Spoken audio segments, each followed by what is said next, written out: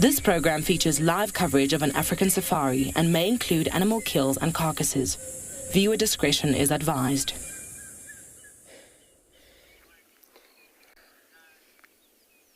Good morning everybody. Welcome to Djuma Private Game Reserve this morning, where we're looking now, begin of the drive, we're looking at the hibiscus flowers, which is still folded up, so close out just because of the morning, but in the course of the day it will definitely going to open up. So that's what most of the plants do out in the wild. It's quite looks like a all beautiful day, all birds singing about. It's promising to be very much bright light. And welcome aboard to your very own live safari through the African bush.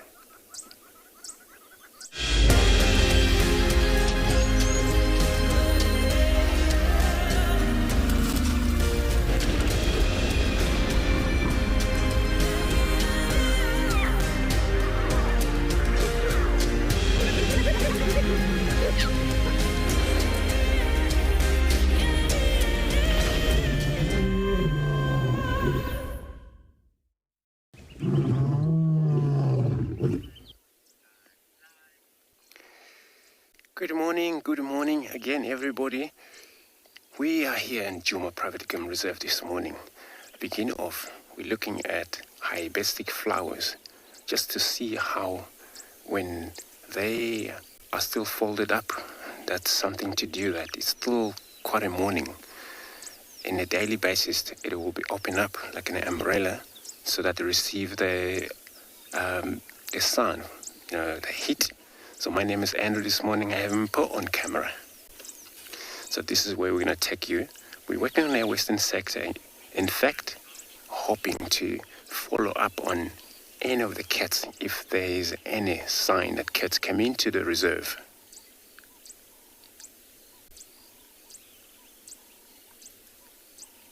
And we'll be following up on them. It's quite a bright sky and all birds singing about. And indeed, it does actually promising to be very much bright sky or warmer day. Still sitting on the 24 degrees Celsius, 75 Fahrenheit.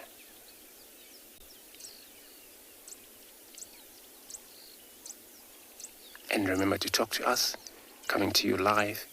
You can communicate to us using hashtag at WildEarth, hashtag WildEarth on Twitter and at FC on YouTube. But also if you're under the age of 18, you can pop us an email on kidsquestions@wildearth.tv. And those of you who haven't been registered or part of the show yet, you can still go register on WildEarth website and head over to the live Safari page, and you can submit your question there, and we'll be answering them for you right here live.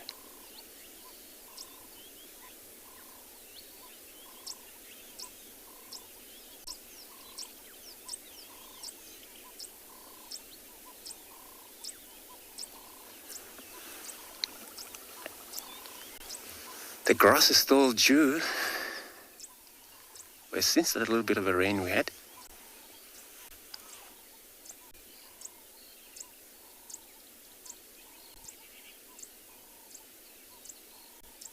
so we're going to continue, do the road check. We know for sure that cats don't really like wet grass. They're more likely to be maybe on a road or up in trees. Those of us that have walked in the middle of the night, we may find tracks and follow them.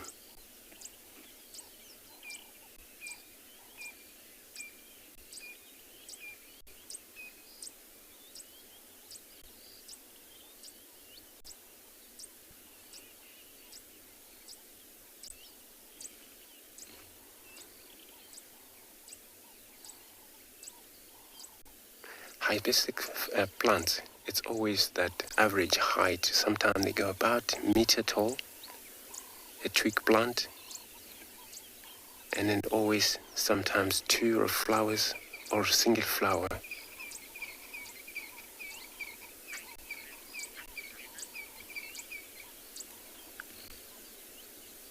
What? So yeah, we're gonna move on, see what else we can find.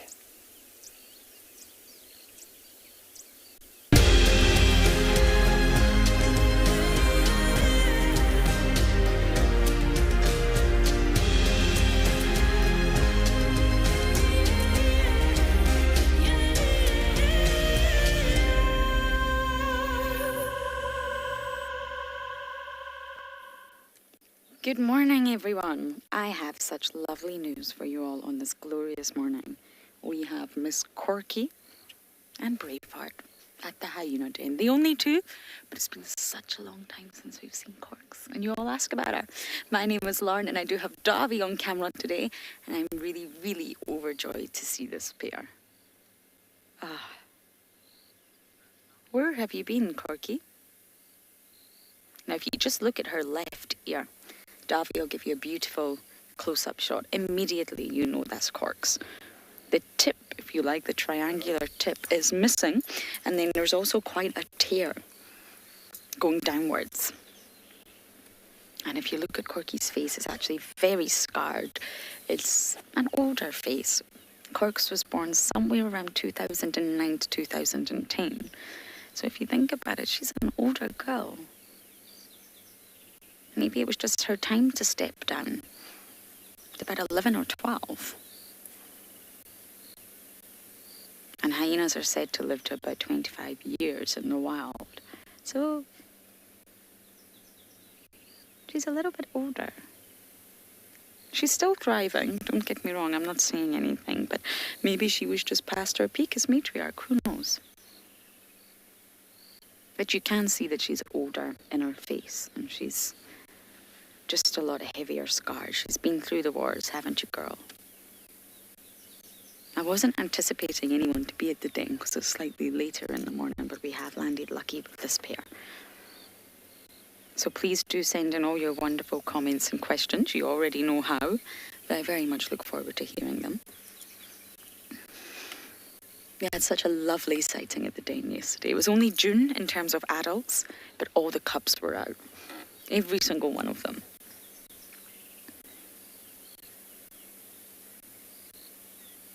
And And moments like this are just so precious. Cork's lost Plonk. He was her son from her previous litter, so hopefully Braveheart here, who's obviously a female, will absolutely thrive and add to the pool of females for the Juma clan.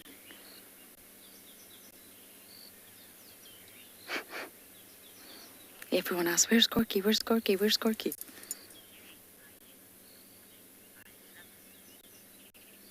Susan, you're saying yay. You're happy to have hyenas in the morning. I just love it. Me too. I don't think it's going to be a common thing. The sun is well and truly up now, but I'll always try. We'll always come here. You never know. But I do think the afternoons will be better for hyena den sightings. But it does depend on the temperature, the general activity. If all the adults come here, the cubs will come out. Nothing will stop them. And it's just amazing now to think they're all inside that den. Ngwazi, Shimbulu, Ginkirika, Pumela, Braveheart, Novella, and the little one, who I'm determined to try and get a look at the genitalia this time round. During this stint, doesn't mean we can 100% confirm whether it's boy or girl at this stage, but let's try and take a look and we'll try and get some sort of an idea of Antima's little one. Corky, how have you been? Have you been well?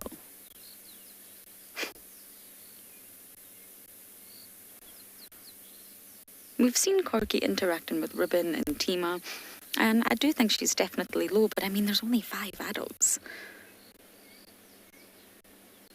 I still don't think she's the lowest. Okay, we're going to sit here just a little bit longer and enjoy this moment, but we're going to send you all the way down to Swallow to say good morning to Deirdre.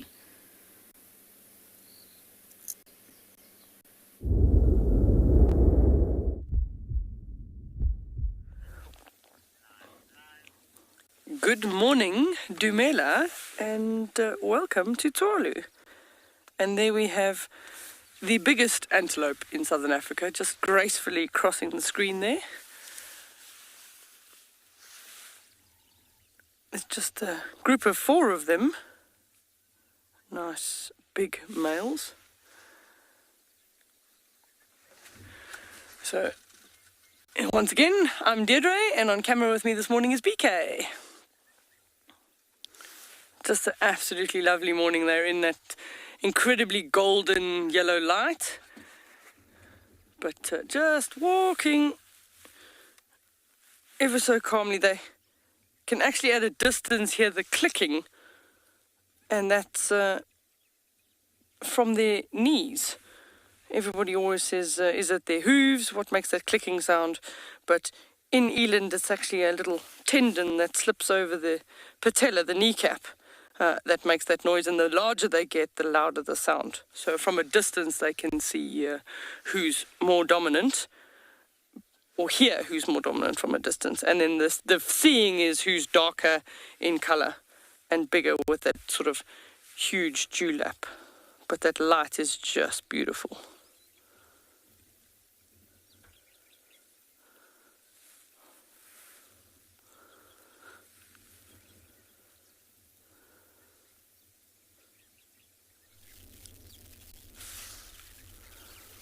It is just amazing that he's standing for so long, but we're far enough away from them that they're actually quite relaxed with our presence. Normally, if you're relatively close to eland, they tend to run because that's just their nature to move off quite quickly, but we're in the middle of the dune street and they're up towards the edge of the dune, so they are quite relaxed.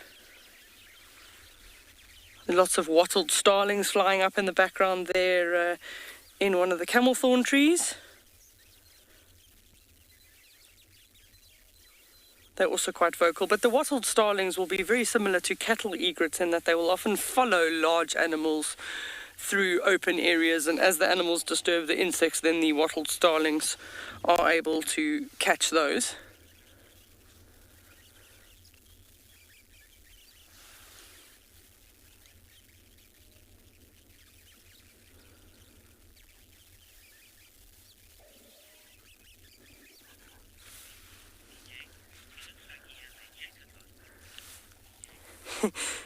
CJ's comment is he looks like he has a jacket on. Yeah, I do see that. He's very obliging. To stand that still for that long is very obliging this morning. So you can see those nice big thick horns.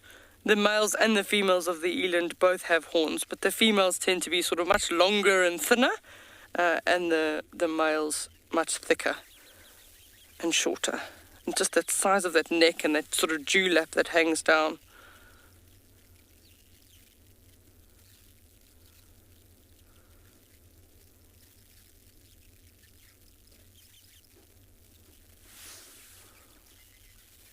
Nice, that's pretty much them heading out of shot at this point in time. So we just going to bumble around in the dunes this morning. That's sort of our plan. We're just going to head through the dunes a little bit out to the west and see what general game we can find. But starting with the largest one, that's a pretty good start.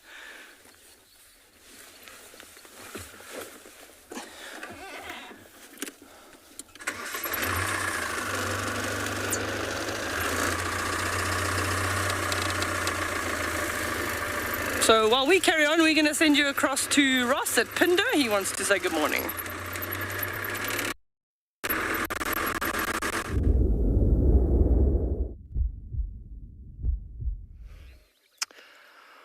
Well, welcome to and Beyond Pinder Private Game Reserve, everyone. And we have found something very interesting this morning. This little lion cub is busy sharpening his claws on a tree just as we're watching. We've just found a pride of lions with 3 youngsters and 2 lionesses, and we are spending some time with him early in the morning. My name is Ross, and today behind the camera is Craig, and as I said before, we are coming to you live from and Beyond Pinder Private Game Reserve.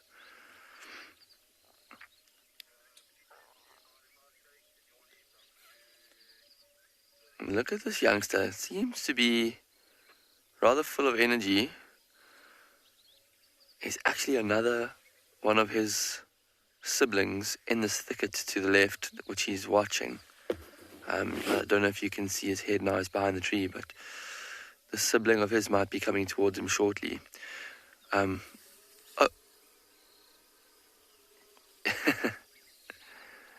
He went to go pounce on his sibling, and I say he, I'm actually incorrect. These are both female cubs, so it's a she actually. These are 2 young lionesses. Here comes the other lioness. She's coming out, also looking at this tree. Oh, look at this, look at this.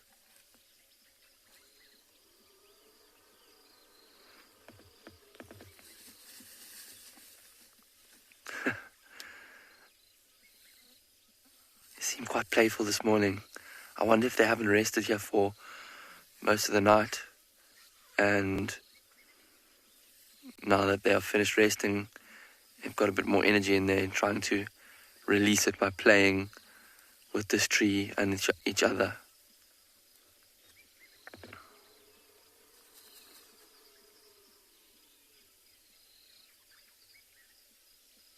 A big yawn, or just a little half yawn.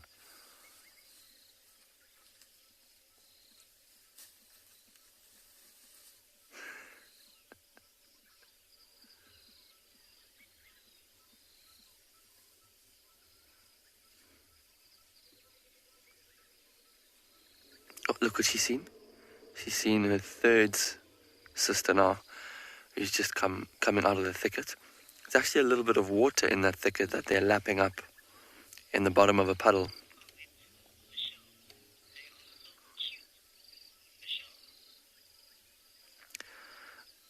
Michelle, they are indeed very, very cute, these 3, especially when they give us a look with those beautiful eyes. But these lions are about 11 and a half months, a year old now. So they are not the smallest cubs in the world. They're already quite large, almost, probably getting close to the size of oh wow. They're just pouncing all over each other this morning, being very, very playful. But also,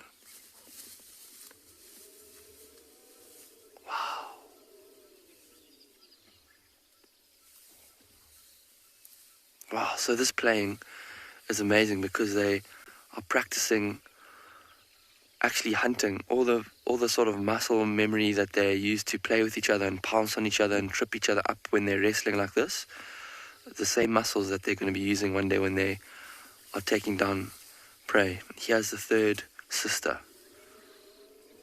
And you see she's, like I was saying, Michelle, she's already quite big.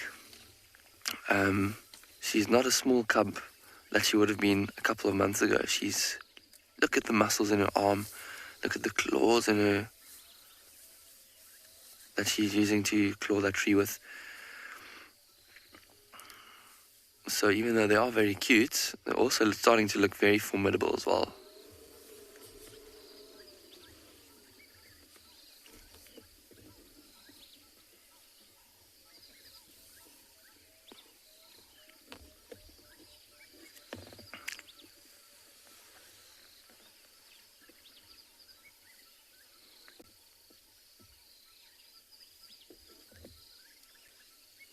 There's some flies just buzzing around her at the moment. She's trying to get rid of. What's interesting, you can see the claw marks on the tree actually that they were clawing. And lions do like to claw trees and scratch trees with their claws to keep them nice and sharp and to clean their claws.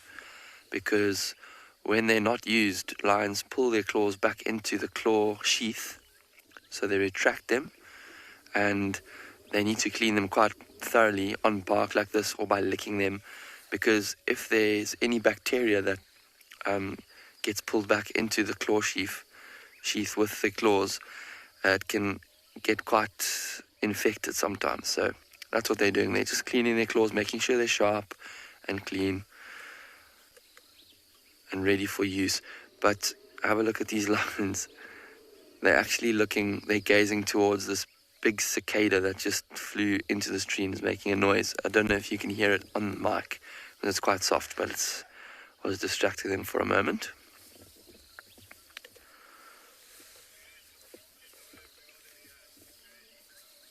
Oh, flop down on her sister. And I love how lions, when they're resting, they have to rest on top of each other. They love physical contact, and especially between lionesses, because these lionesses will live with each other probably until they die in the same pride. They need to have very close bonds, know each other intimately well, to know how each other hunts, to work together to be successful in hunting, to help each other rear each other's cubs. Need to be very, very close, and this physical contact just reinforces those bonds.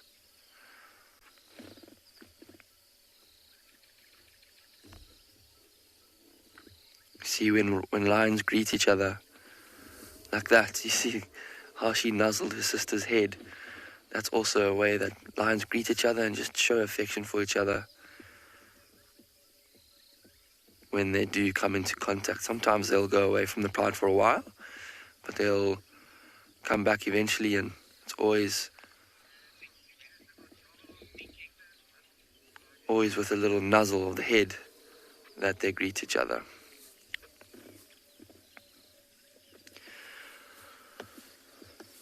But we are going to continue spending some time with these three sisters and their two parents behind us that we haven't seen yet. But for now, we are going to send you off to another live location.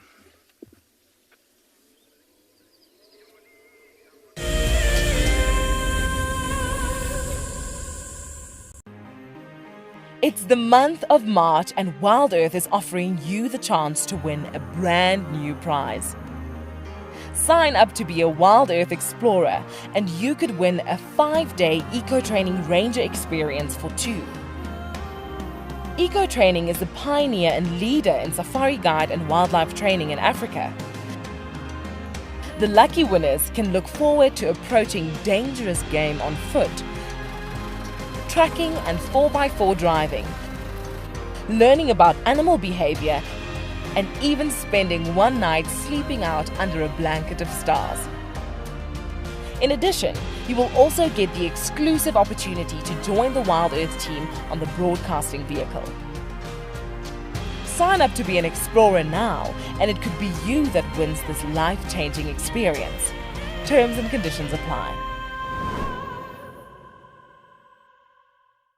Oh, my dear, I do find you most attractive when you're covered in bird lice.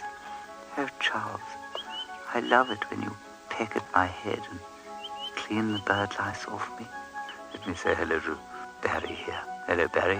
I'm just going to examine you for some bird lice. Charles, I don't know if I'm comfortable with that. Oh, all right. I shall look for bird lice myself then. Hi everyone, my name's Daniel Fisher and I'm going to be your guide this afternoon. I'm looking really forward to taking you through and showing you all the beautiful places here at and beyond Ngala. If you have any questions, please register on our website. Once registered, go to the live page feed and post your questions underneath the live feed. Join me on my next safari through and beyond Ngala on Wild Earth. Send me live questions through the Wild Earth website and I'll answer them live from the African bush.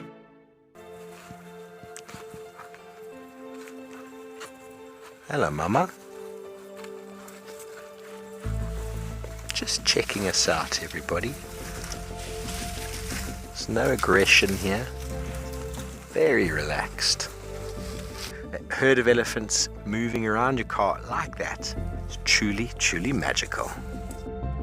Tune into Wild Earth every single day. It's in your nature.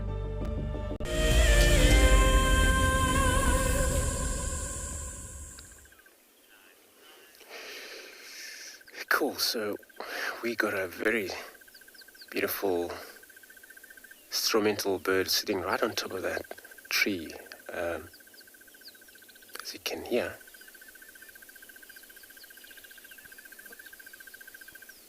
And that's a crested barbet.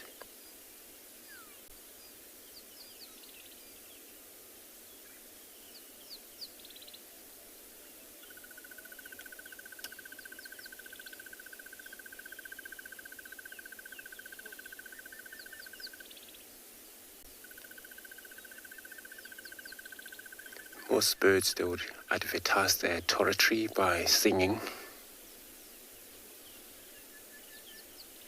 Of course, gone. So that was a crested barbet, but it's gone. They're going to do that, fly over and over again around their territory. So we are attempting to follow up on a wild dog tracks, which we are on now. The western boundary, which is a triple M, so the tracks leading up north. So we're going to try follow them.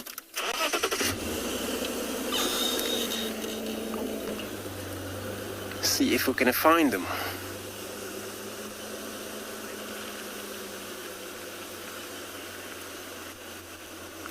So while we're doing this, I'm going to be sending you across to Ntwalo with Dedri with Impressive Bird.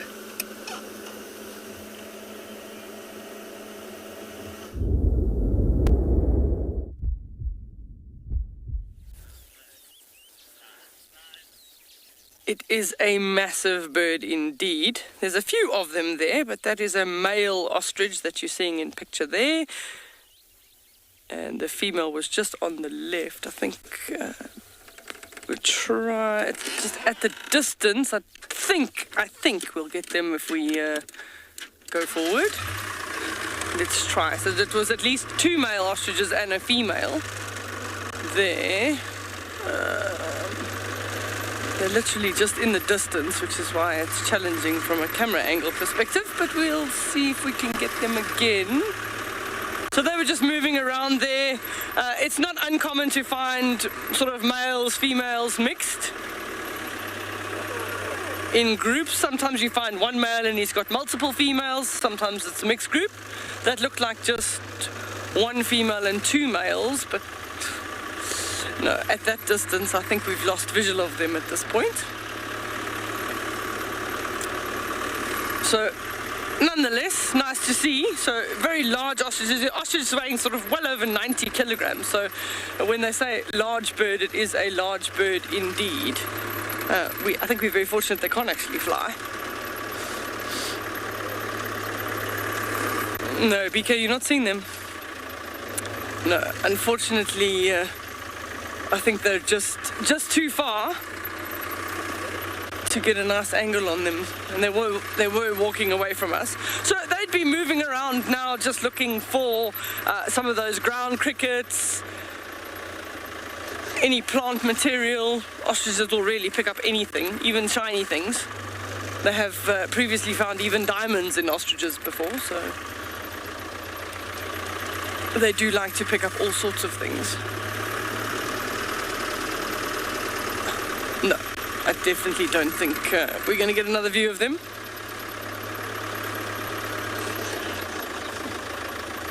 It's just, the dune just dips off a little bit there, so I think they've gone into a little bit of a depression. But yeah, we'll carry on and see what else we can find. So we're just busy driving down the middle of a dune street. So we've got a dune on the left and a dune on the right. And we're just driving straight down the center at the moment, seeing what we can see. Just beautiful.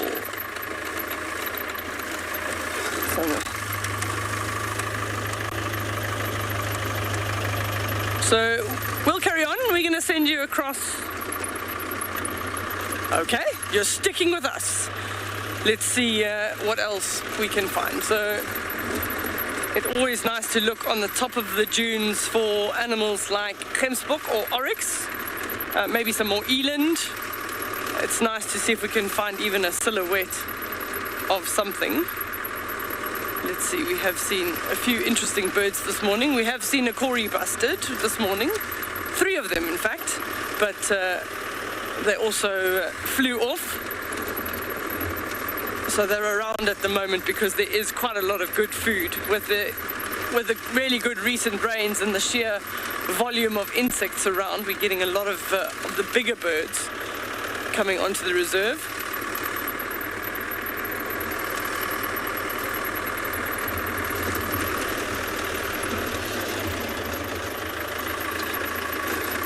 Okay, we're going through.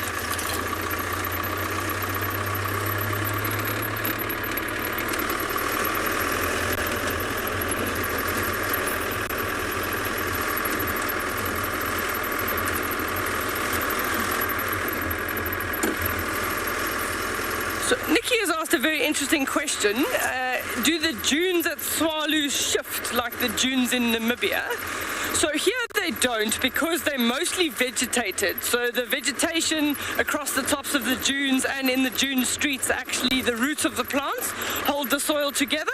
So on the tops of the dunes, if we have very, very strong winds, then yes, the sand will shift a little bit, but not as much as in Namibia.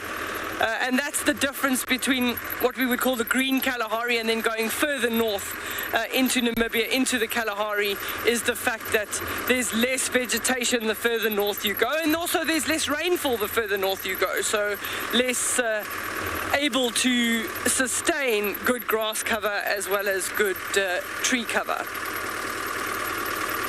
But the red soil is pretty much exactly the same. But we can have some really, really strong dust storms here come August, September, when you get the winds coming in, and then you just get this sort of haze of red sand in the air, because it does come up from areas like the roads or the dune tops that are exposed.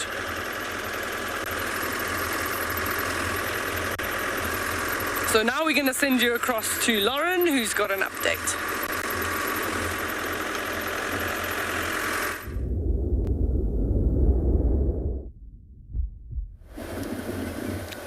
Now, unfortunately, everyone, we sat with Corky a little longer and she disappeared.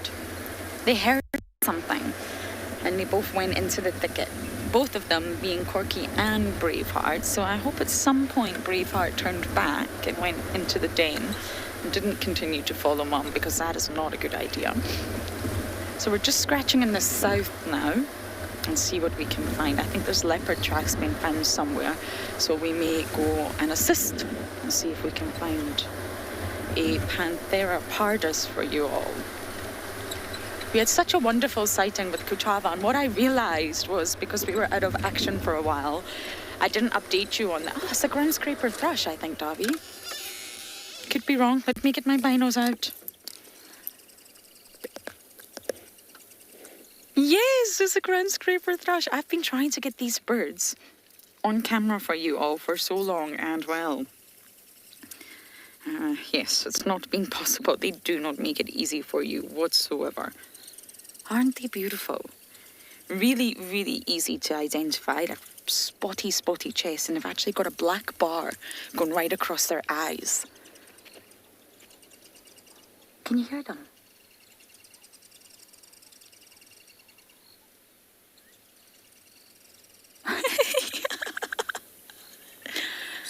That's like you and me, Robbie.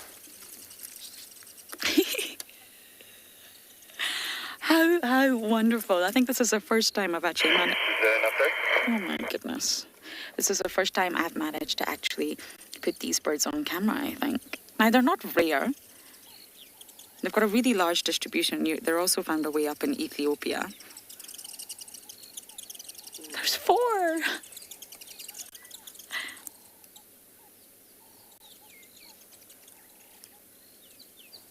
Now, the sexies are alike, so I really could not tell you which ones are male here and which ones are females, but they are said to be monogamous.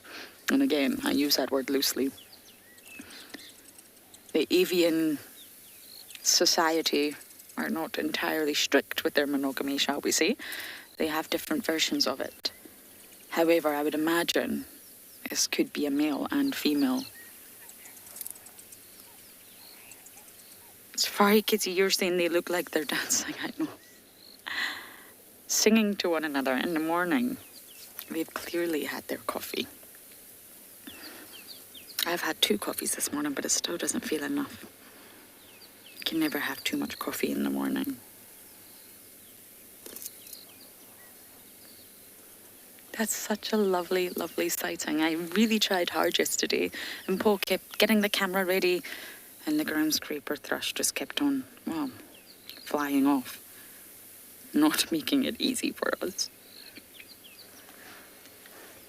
Okay, I think we shall head on our bumbo.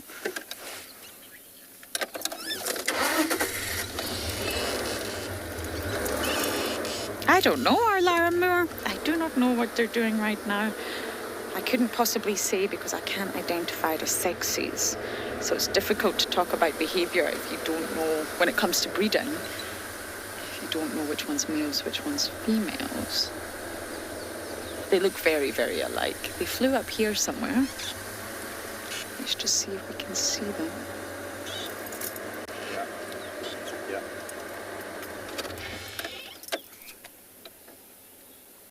Okay, so as I continue my scratch around the south, we are going to send you guys across to Andrew.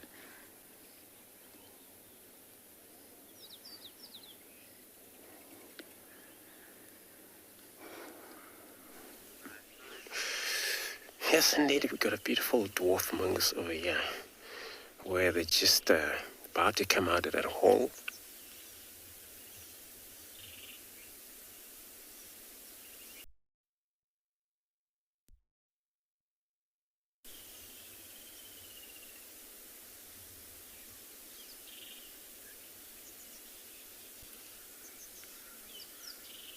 And it's so cute little things. So every time the sun rises, they will realize that it's already sunrise because of the birds that are all shouting about outside. And then for them to come out to have a look if it's safe before they've vanished.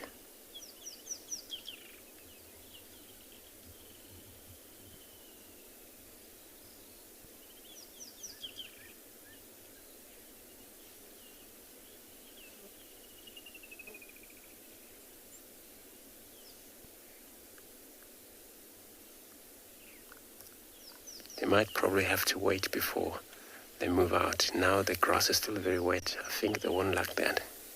Unless they would come into the road where it's no grass.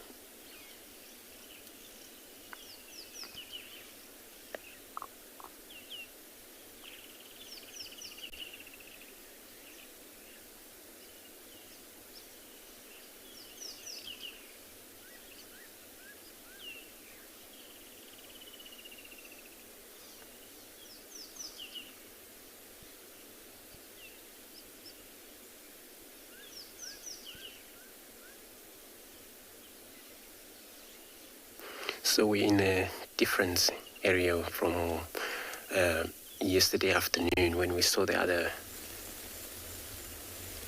dwarf mongoose on the far side, on the eastern side. So this is how now we can able to tell at least wherever we see them, because they also are territorial. Looks like we have quite a few mound that is active by mongoose around in this Djuma.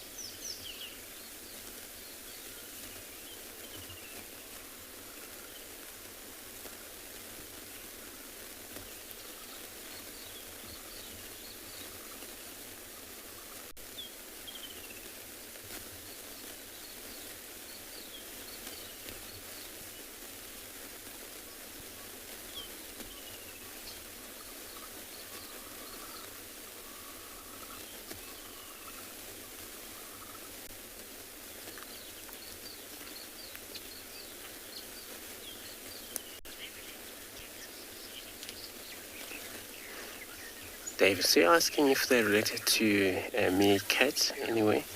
They would be closer related to that. And few kind of reaction they do where they move in group. But also meerkats move in group. But we hunt pretty much on insect, which also meerkat would do that.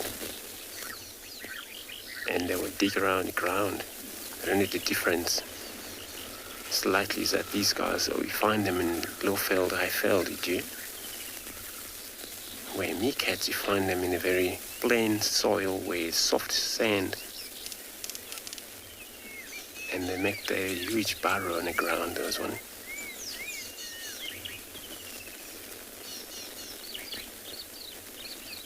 So they do most active that meerkats do. They can stand with their hind leg, look up, around. Meerkats can do that as well.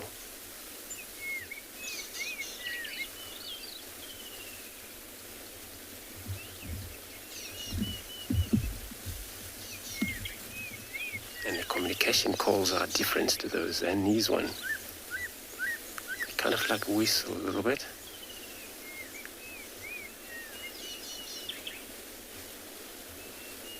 And a little bit of a chatter of it.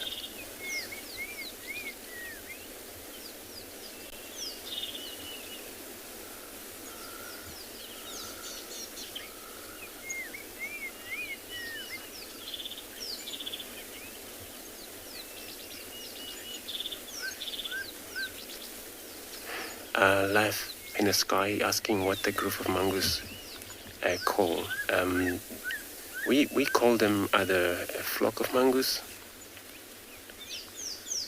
but yeah, I'm gonna find out that can be some of the changes in the group of mongoose.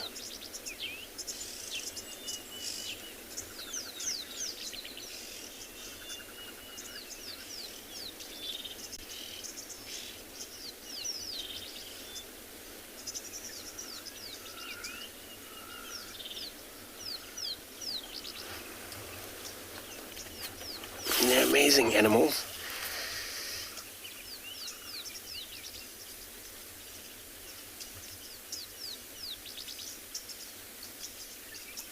When they forage through the bush, it's all about feeding on insect.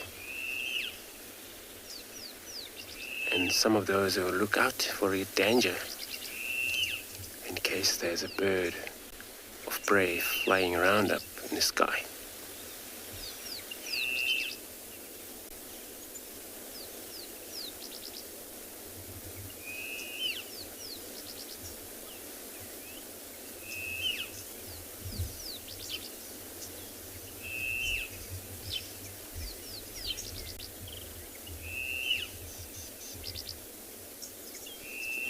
they have a kind of an anal gland. That's how they communicate. Send them back wherever they go, especially male and the pair breeder here, where they're actually pair dominant. Those are the ones that are always allowed to do that.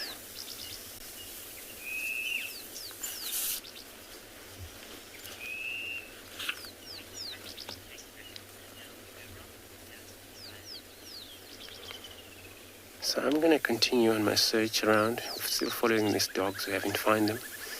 I'm going to be sending you across to Ross again.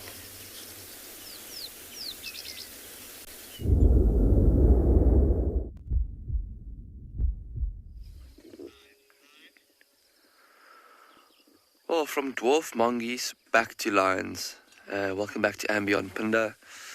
And we're still spending some time with these very curious little cubs, or not so little cubs, who were resting. They took a 10-minute breather from playing with each other. Now they are back up and walking around. There's one behind our vehicle we can't really see at the moment, but there's one which you can see right now that is just walking around. She's just been sniffing in that little bush.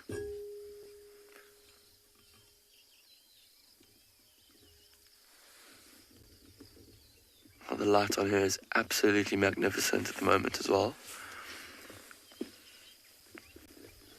Looks like she might smell something in this tuft of grass.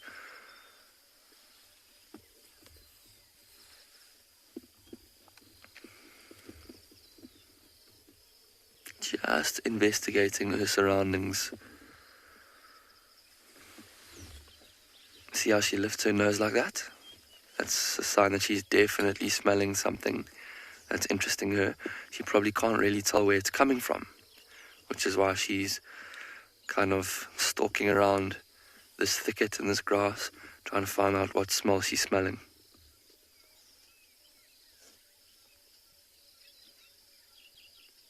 Maybe it's in this thicket. I wonder what it is that she's smelling. Maybe it's a urine of another lion. Could be an insect. Some insects release very secretions. It could be dung of a lion or another animal that she's smelling. Maybe it's something that's died in that little bush as well.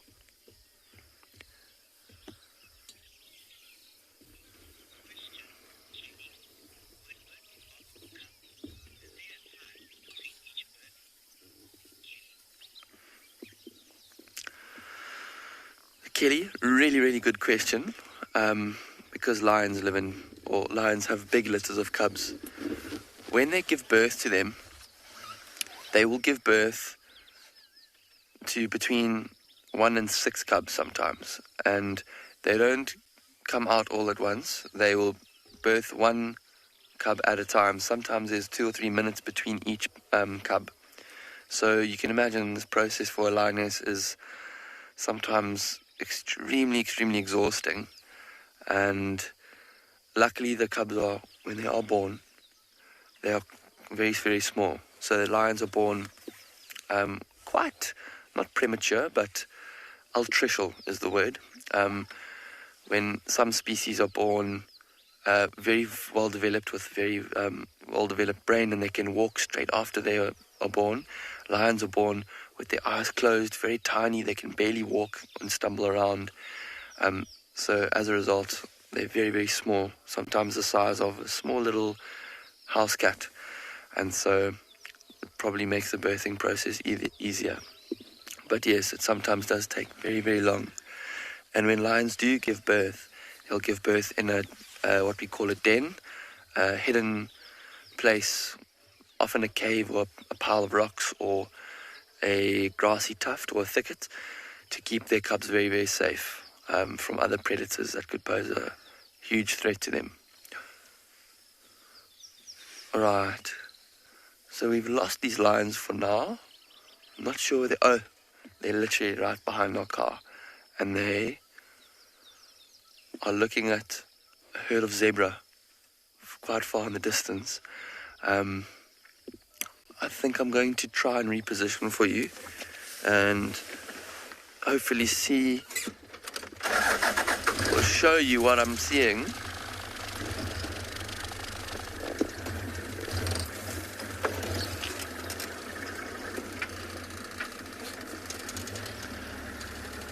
And these zebra are kind of grazing just probably about 80 meters away. And they have seen these cubs, but these cubs have no chance of posing any danger to these zebra, and the zebra know that, so they alarm called at the cubs once or twice, and now they've gone back to feeding, grazing on the grass there. But these cubs are just so curious at the moment. Every little movement of those zebras' tails and a flick of their hoof catches their eye and really gets that feline instinct out in them, that instinct to chase and stalk and pounce. You can see the posture that this lioness is, or this little cub is in. She's kind of got her ears forward, head held low, sitting down, motionless. She's in a real stalking position, but I don't think anything is going to come of it.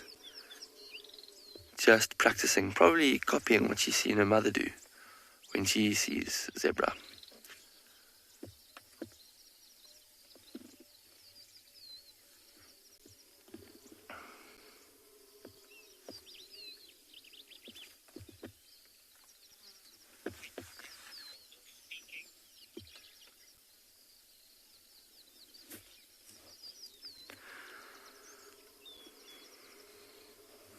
Alright, so we are going to still spend some time here with these lions. I think they're being very, very entertaining and quite fascinating this morning. But we are going to, for now, send you over to another beautiful African location.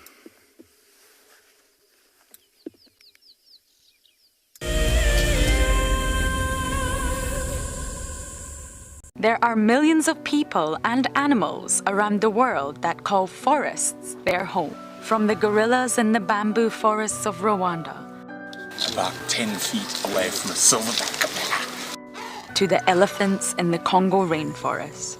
There's a really big chance that this elephant has never been seen by another human being before. This World Wildlife Day celebrates forests, forest species, and the countless livelihoods they sustain. We stopped as the dusk was settling, and there was a zebra mare underneath the bush. She was lying down. We didn't really know what was happening, and then we saw it. Everybody, there's a zebra giving birth there. There's a zebra giving birth. This is a zebra giving birth. Look at that. Look at that. Oh, you clever mare. Well done. It's born, everyone. It's born and it's alive and it looks fine. This was, of course, an unusual sighting. Normally, herbivores like impala and wildebeest and zebra will give birth during the middle of the day. This is when their predators like lions and hyenas are fast asleep. But as this little foal took its first steps, the dying embers of the day had just gone over the western horizon, and it was just the time that the hyenas and lions were starting to get active and go out foraging. This is why we didn't light up the sighting, of course. It may have compromised the zebra's eyes and at the same time attracted those hyenas and lions to the activity.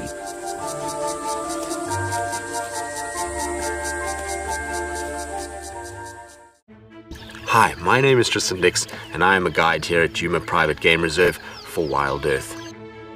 We love connecting you to the African bush, and we always look forward to all of your questions. If you want to ask a question on Wild Earth, you'll need to register on the website. Once registered, go to our live safari page and submit a question below the live feed. Catch up with me on Wild Earth. Something very, very interesting. I didn't plan this, but this is a scene rarely seen. This is what we call a journey of giraffe. So beautiful.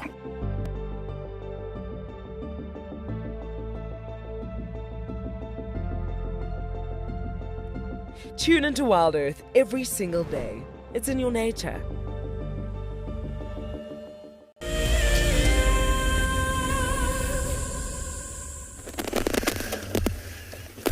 Alright, so this morning we are chasing a little bit of the birds around, but they As you can see, we've got a birchall starling sitting in a very dry wood. And it was on the ground, on the road. You know, we mentioned something about the grass being so wet, where many of, even birds, animals, if they don't feed on these grasses, then they won't like walking in this wet grass. Birds are feeding on grass seed, but with the wet grasses, then they won't going to touch any of these grasses yet until it's dried properly.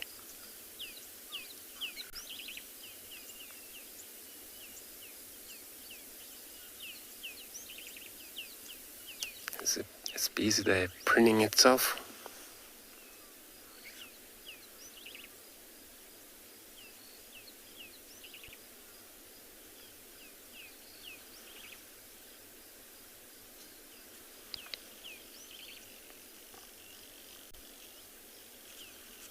And most starlings there are feeder, and there are also fruit, such as all of the fruits that's starting to ripe now.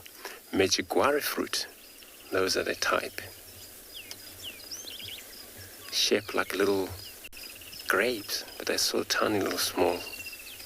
Ripe fruit to blackish when they're ripe.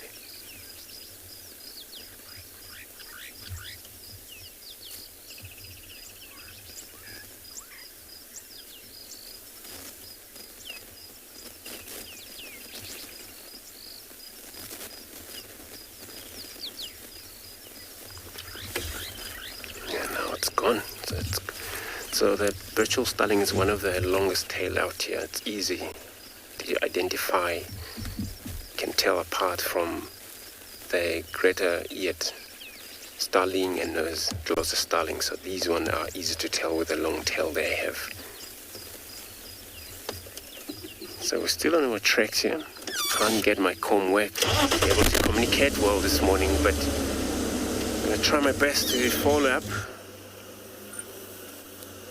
But the last tracks of these dogs are heading north, which means there's a chance that they may maybe cross into Manyeleti.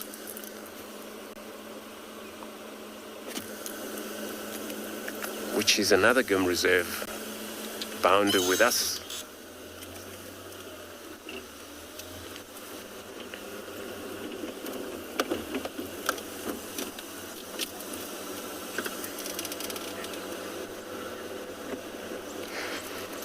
So I'm going to continue check the northern boundary. In case they cross more north, I'm going to be sending you across to Ross with lions.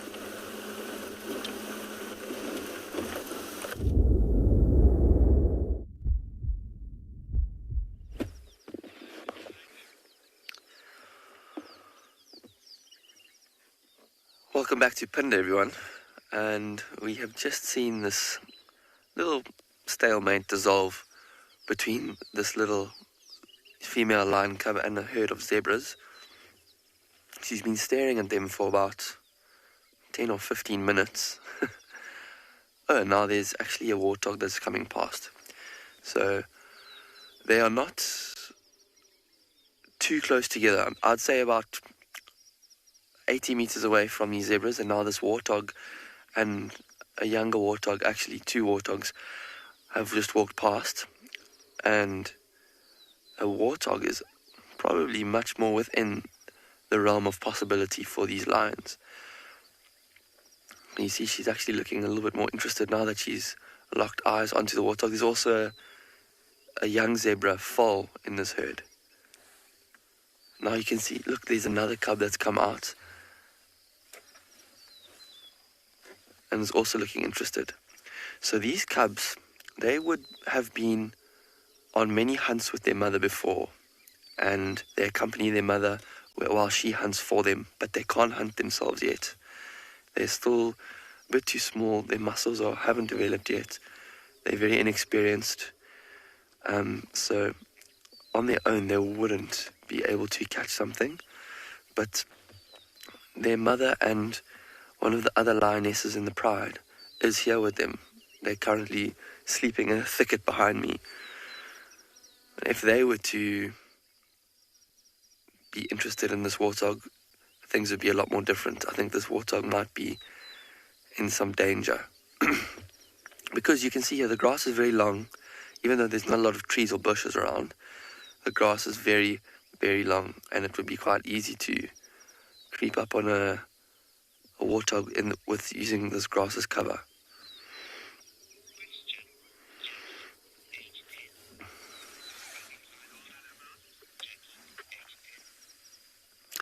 Hello Jackie, thank you so much for your question.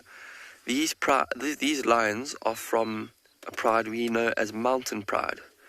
They are called mountain pride because they hang around. Their territory is quite close to and beyond Phinda Mountain Lodge, which is just a lodge that's on Phinda, and they spend quite a lot of time in and around the rocky areas, these open grasslands and hills, and there's also quite a big mountain that's part of their territory as well. And that's actually where these cubs were born, up in the mountain, on the top, in a clump of little boulders. And we first spotted them on the ledge at the top of that mountain that I'm talking about. It almost looked like a scene out of The Lion King. So watch what she's doing now. This cub is very inexperienced in terms of hunting, and at the moment she's not concealed herself well at all. Between her and the warthog, there's absolutely no cover. So what she's doing is crouching her neck down and kind of lowering her head, because I think she's seen her mother do it. But I don't think she realizes that she has to do that to duck behind something. Otherwise it's pretty useless. This warthog can 100% still see her. And with time she'll realize that. But from now until when she starts to hunt successfully, she's going to botch a lot of hunts because of this kind of thing. Giving away her cover too easily, being inexperienced, and so she's going to have to spend a lot more time with the other lionesses in the pride to learn how to hunt and take cues from them. How do they approach a stalk? Which cover do they use? How close do they have to be to a warthog before they start to chase it? Those kind of things is what they'll learn.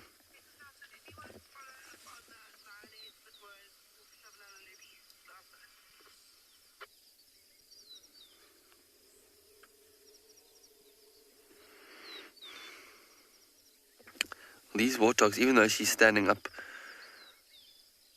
tall in the grass, the warthogs still haven't seen her.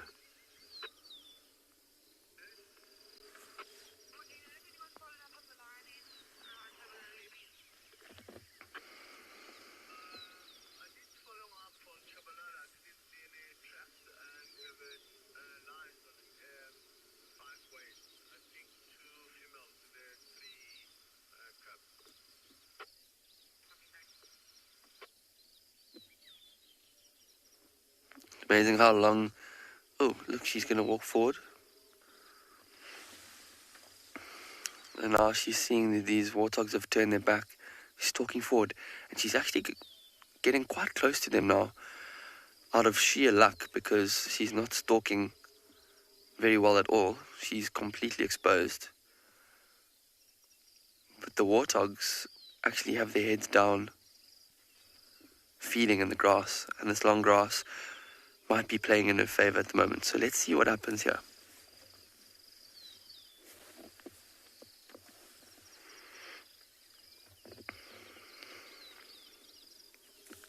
Wow, she's actually getting really close.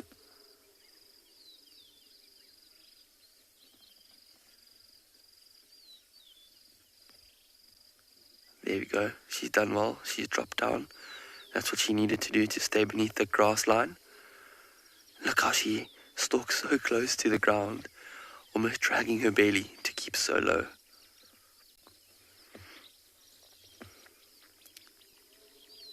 This is very exciting. This could be the closest she's ever got to warthogs by herself.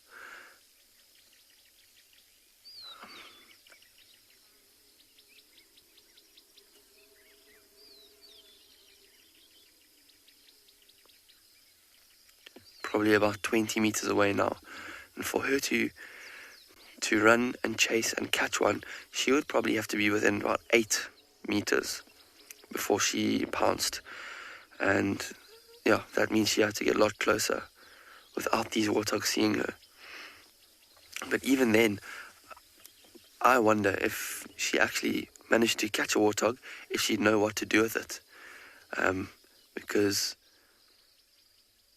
maybe now, but I haven't seen in this pride these lionesses give live prey to their cubs to learn how to catch it.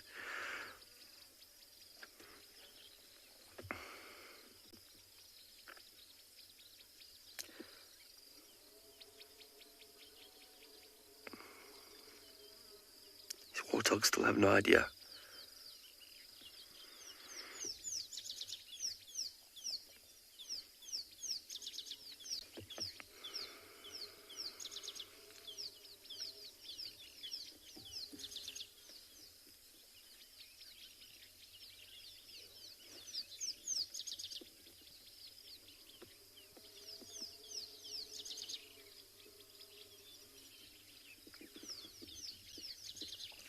Just looking over her shoulder.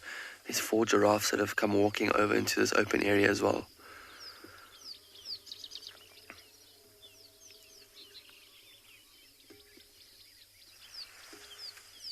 Now, these warthogs are about to walk behind a big patch of grass. She might use that moment when they're behind it to get closer. There she goes. She's going. Walking a bit quicker. She's very close. Oh! Look, she's chasing. Oh my word, but do you see how fast that warthog is? She has been outpaced by 2 warthogs, but man, that was exciting. She actually got so close. I was very, very, very surprised that she was able to get that close to them. I think they were just being a little bit unaware, to be honest. But I don't know if you saw how she did so well until she did that final charge. And when she started running after the warthog, I think she realized, hang on, I don't really know what to do now. I've never caught one before. I don't actually know what comes after this whole stalking thing. Actually have to catch one, kill it. And she kind of pulled out really, really early. But lions, I don't know if you saw, she had a really quick burst of pace in the beginning, but towards the end, look at these giraffes now. They are running away from her. They've just noticed her. But lions have very quick acceleration, but within the first 5 meters, if they haven't caught their prey, most prey will outrun them, like those warthogs. And this other lioness, or this other little cub, just watching her sister, kind of thinking, I'm just going to watch by the sidelines here.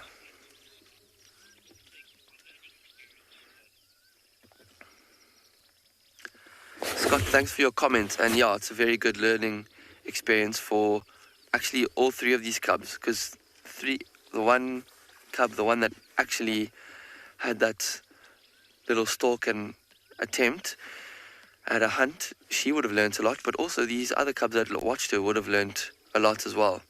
And not only is she learning skills and techniques, what works and what doesn't, she's even building muscle memory in her muscles that she's using to stalk and hunt, because you can imagine it can be quite a physical thing to hold yourself in a stalking position motionless for up to 10 minutes. So when she stalks like this, even if she's practicing or playing, it's very, very valuable for her one day.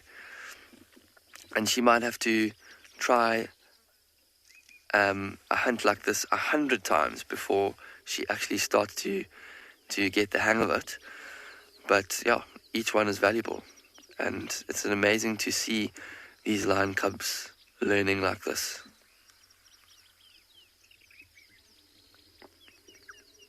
Look at her, she's actually going to chase it. She's chasing that giraffe. Now that is seriously some biting off a lot more than you can chew. That giraffe, she better not get too close to it. It could actually cause a bit of a problem for her. If that giraffe kicks a little lion, be seriously, seriously injured.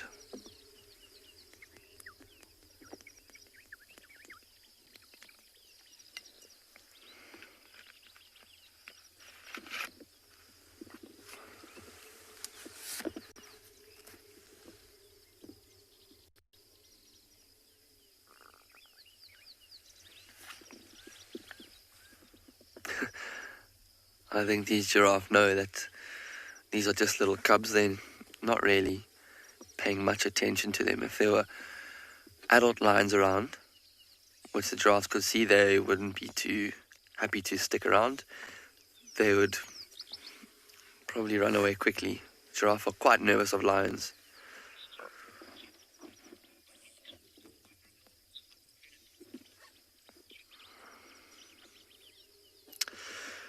So Kevin, good question. These cubs are probably only vulnerable to other lions at the moment, and maybe a big male leopard. Those are the only predators that I could, imagine causing any kind of threat to these lion cubs. A bunch of hyena, or a clan of hyena, could also seriously threaten the lives of these lions, but not really in any other situation. Also, because they all are spending most of their time with the pride of lions, they're protected by the females in the pride as well. They're never really on their own, so they're moving around with the pride. There's probably about 4, 5, 6 lions with them at all kind of times to keep them quite safe. But male lions, other male lions that aren't their fathers, so that aren't the dominant males in this area, would be very, very, very aggressive towards these cubs. And I think that's probably the biggest threat to them out here at the moment. But we are, I think this scene is kind of played out. We're going to try and get another look at these cubs and see what they're up to behind this bush. But for now, we're going to send you over to Andrew, who has got something big and feathery in a tree.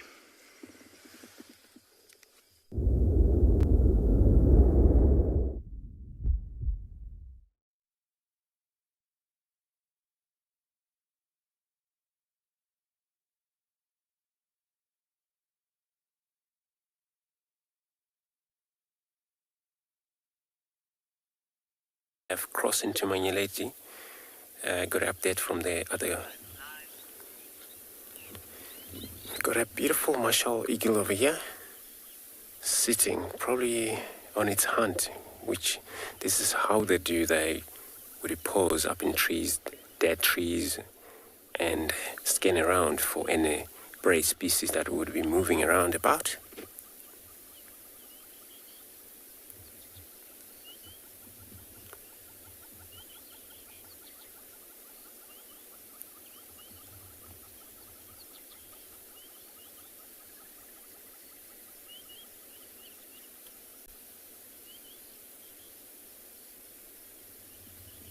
It's actually a big eagle that would weigh anything from 6.2 kg though, with a wingspan of 260 centimeter, and that would be easy for that eagle to take down in a small antelope.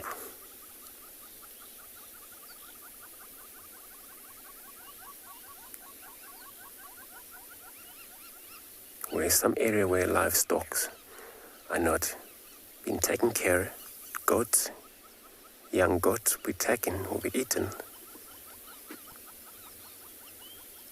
These and a crown eagle are one of those. Eagle can do that.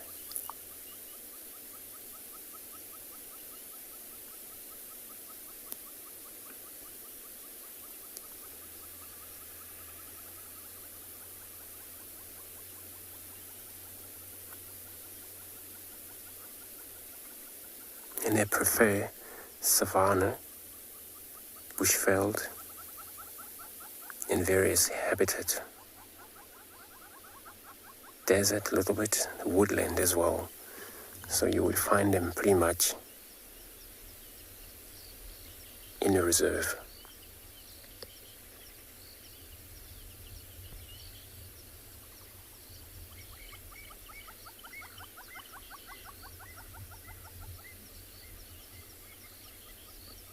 So breeding March to November, nesting, and a clutch of 1 egg.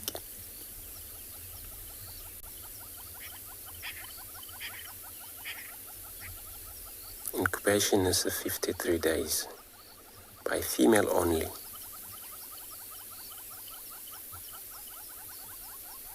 And then nest for 96 days, 99 days.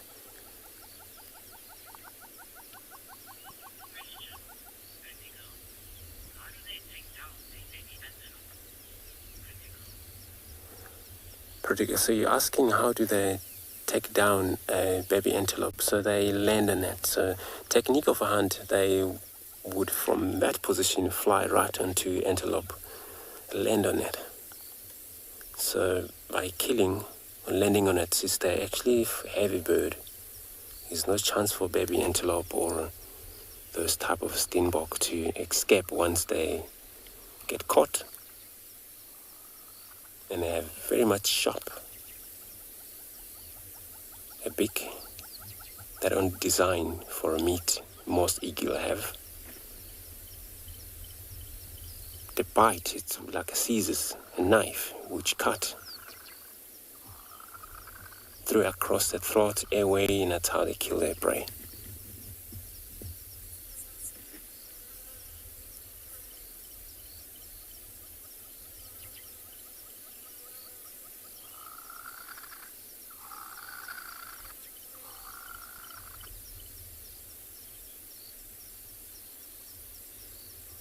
So various size of guinea fowls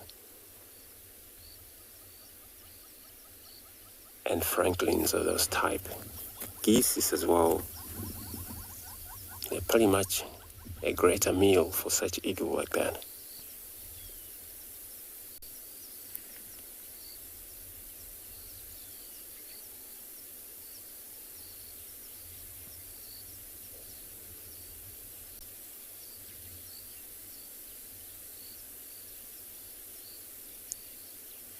I can be a very shy bird as well. Wouldn't really appreciate human being close to them. So now we stop just slightly far enough to have a good look.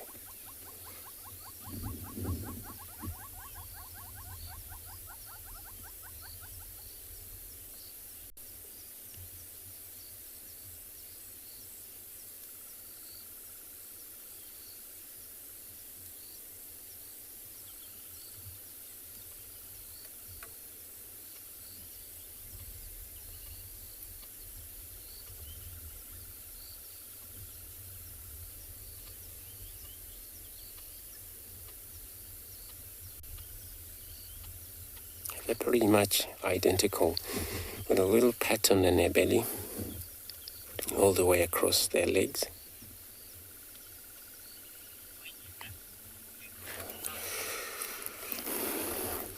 So I'm going to be moving on here on search. I'm going to be sending you across to Lauren, who is also a beautiful bird.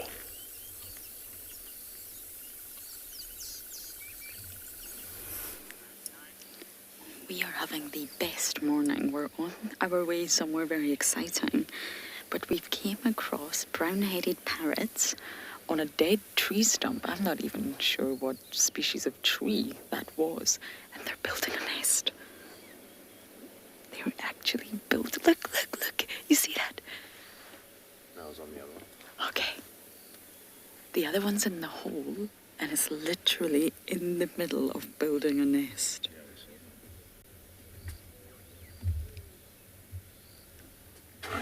They're monogamous, so you very often find the two of them together. And this is extremely cool.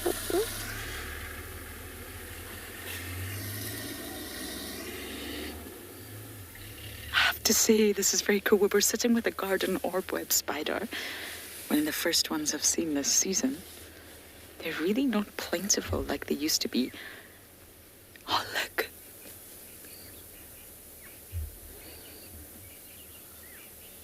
Wow, this is going to give us something to continue to follow. This is going to be incredible.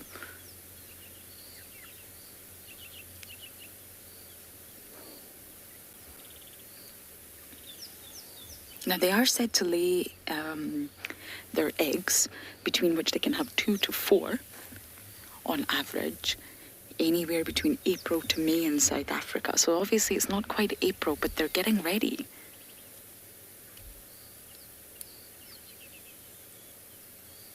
Now, I mentioned this yesterday, but they tend to use natural cavities in trees. They don't make their own cavities. And they use old woodpecker holes or just any sort of hole in a tree. And they can gnaw on it with their beak. Their beak is that sharp to make it more powerful. To make the hole bigger, which means the female can fit inside. She doesn't want it to be too wide because then anything else can come inside this hole. She wants it to be just wide enough for her to fit in. And they often reuse the same holes, which is good for us. It means that we get the chance to follow stories like this. But they will compete for the holes, and they can compete with the grey-headed, the mayors, even squirrels, actually. They'll compete for squirrels for holes, and even hornbill. See, she's kicking out the inside. She is literally preparing her little nest. And it's a 30 days, so 1 month incubation period. Imagine seeing little chicks. Sir 50, good to hear from you. I've also never seen this before. This is very cool. We are on our way to look for Kuchava and her son. I think they've disappeared, but we're going to scratch around. They have been spotted again. But we found this, and this is just so cool. And the chicks are born remarkably altricial. So they're very, very weak. They're blind. They're pretty much helpless. And they'll spend a long time inside of this tree to get ready before they'll pop out. But this is very, very cool. We see the brown-headed parrots on Djuma. We're not on Djuma right now. We're on Gowrie Main, and we're actually looking into Chitwa. But I've never had it this close to be able to see that they're building a nest. This is very close. Isn't this amazing, Darby?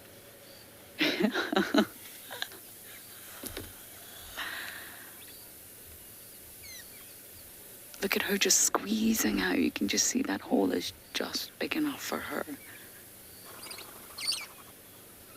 They just got chased off by a kingfisher. A woodland kingfisher just chased them off. I think we might sit here just a little minute longer though and see if they come back.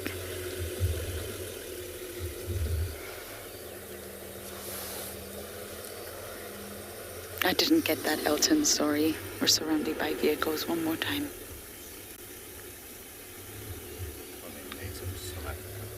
Native to South Africa, aren't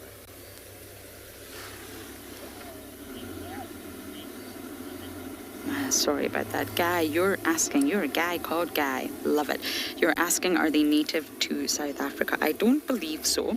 They're not completely common here, but I do believe you can find them a little bit further north as well, on the eastern side of Africa. So Mozambique and even a little bit further up in that.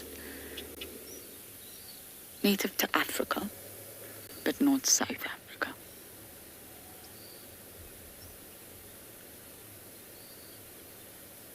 I'm just checking their distribution now, bear with me. Yes, Eastern Africa, exactly. So southern side of Kenya all the way down to South Africa. Mozambique, Zimbabwe, there you go. So it's a small distribution, it's not a large one, but it's not native to South Africa only. I'm not sure if they're going to come back. A woodland kingfisher just came out of nowhere and scared them both. this is great news for us. We can follow this little journey of the brown-headed parrot.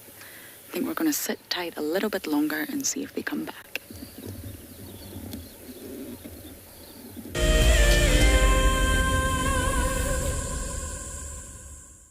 On a bushwalk, we become part of the natural landscape. Walking enables access to the smaller parts of nature, such as bugs, spiders, and flowers in much greater detail. These are the winged buds right here. Isn't it just amazing? I've never seen anything like this before. It is so beautiful. Look at those little legs. Now, it's your turn to go on a bushwalk. Join us from Pride Lands as we reconnect to the place that first taught us how to be human. Converging game path will invariably lead you to a water source, but treat all water as suspect. One of my favorite ways of purifying water is to filter out the particulates. And by just filtering it through your sock, you can clear out most of those. You can put water into a snail shell and you can boil it over a fire or using a chemical like chlorine or colloidal silver.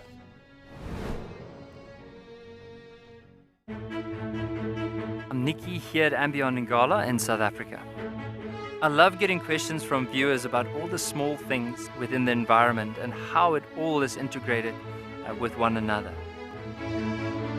If you want to ask me any questions, please simply register with the Wild Earth website, head across to the Live Safari page and then post your questions there. I'm looking forward to chatting to you on my next Wild Earth drive.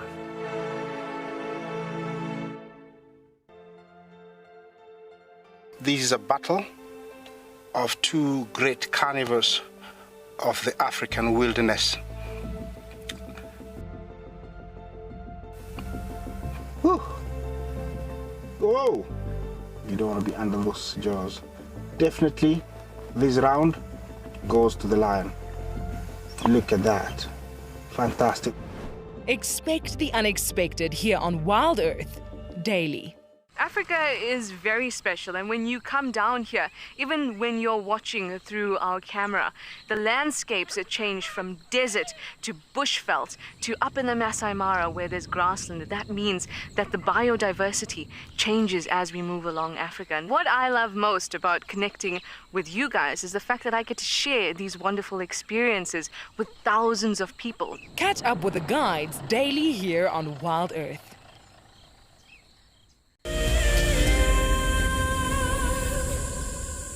Welcome back to Tualu, and we have a beautiful Lana Falcon sitting at the top of the tree.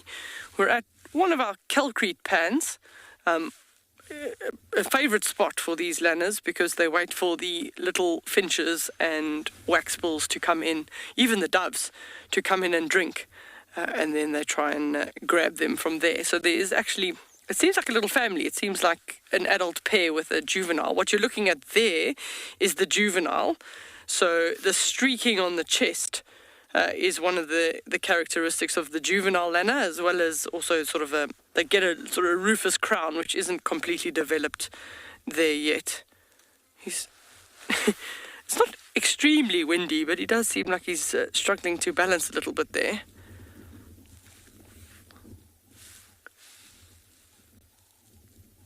So he'll use the perch advantage to see what comes down to drink and then try and get some speed to grab a bird off the edge of the water.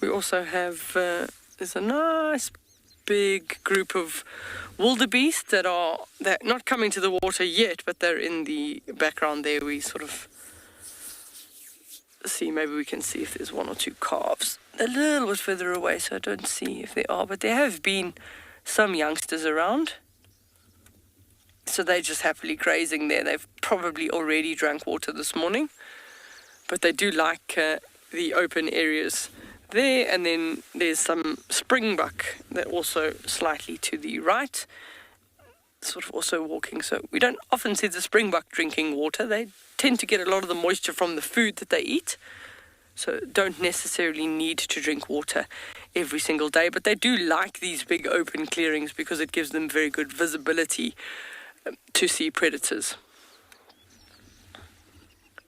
It's a nice Springbok ram.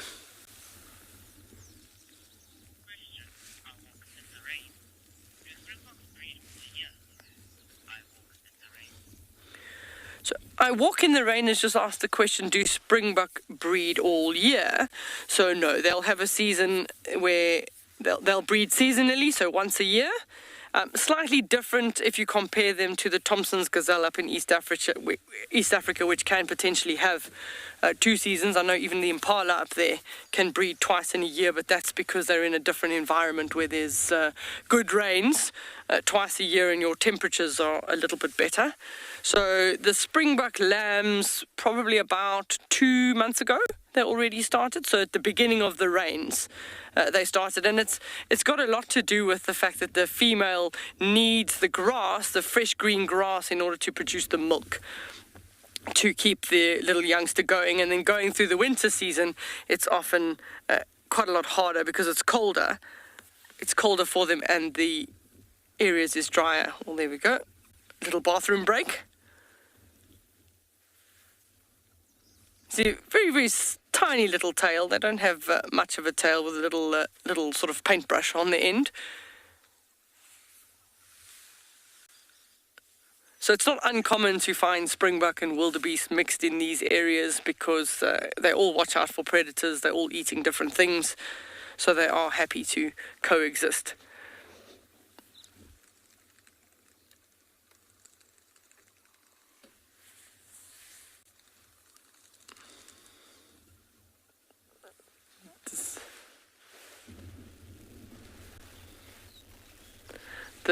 The Lana Falcon's just moved.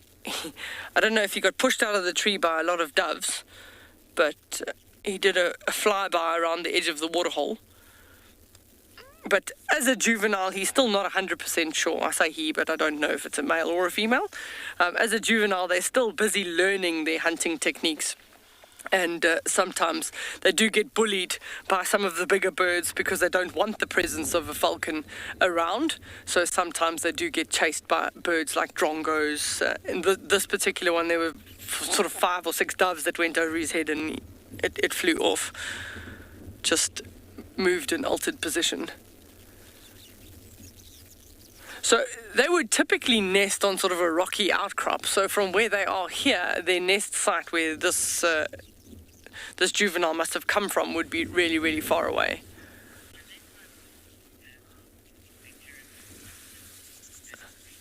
So Anna-Marie has asked the question if they can fly as fast as a peregrine falcon.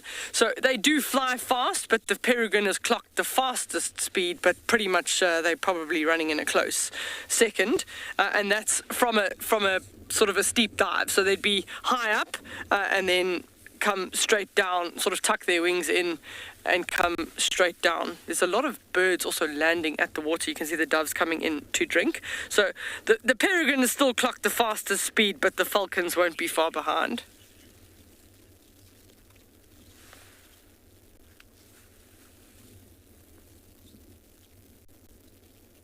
So with the falcons, that speed suggests that the predominant prey that they are catching is birds. And that by hitting it at speed in the air, they tend to potentially break vertebra and subdue that prey, or even knocking it into the ground, then kills it, and it makes it easier for them to eat. There's a little bird that's just maintaining, just monitoring what's happening. There we go. No, he's flown off.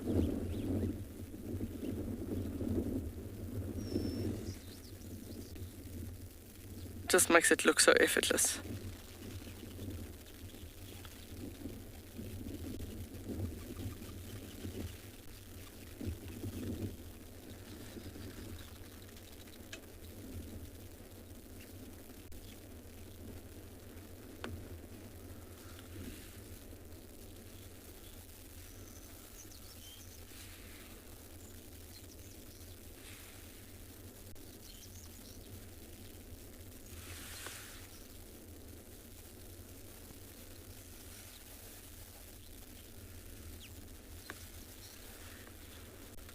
Just landed in one of those boskio trees at the back. It looks like another one of the adults has come to the water. It's almost taken the same spot. It's like they all share the same perch.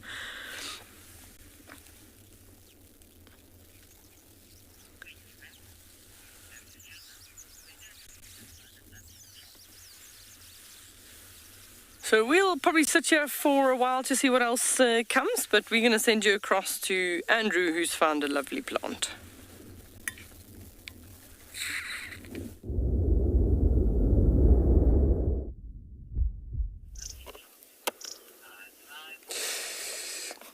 Thanks, Deirdre. Indeed, we got a very much beautiful, lovely flowers over here that you can see are much colorful compared to the whole surrounding environment. They're all grasses. And that's called commonilla. So, day flowers or wild commonilla, it's a name. And most of the flowers, they are colorful this time of year. Where there's rainfall, ground's wet.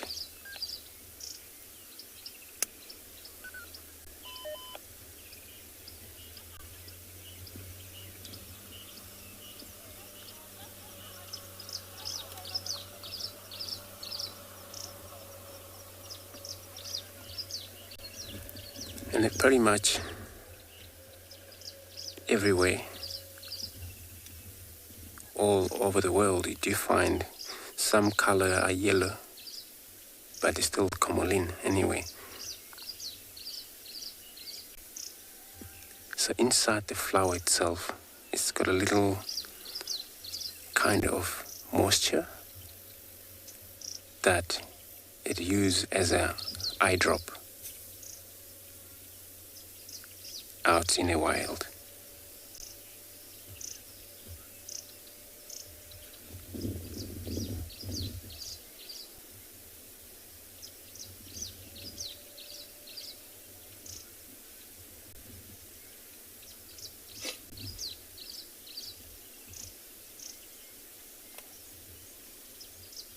But of course, this has been re-established by the people who used to spend a lot of time in the wood, hunt, and they found suffering from either eye infection, such as other wound, which they established actually very well, wild medicinal in the bush.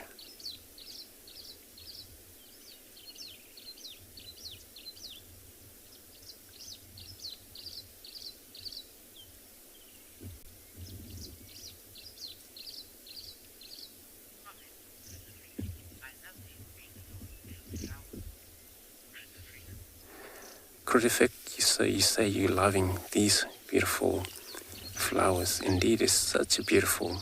Even though we're looking through these old grasses in there, and then it's still posed as the flower. It's all visible. In some areas, it's disturbed due to the movement of animals and that. But it's there. That's why I stopped, because it's well hidden away from any movement of animals, so they didn't actually had much of a disturbance in that.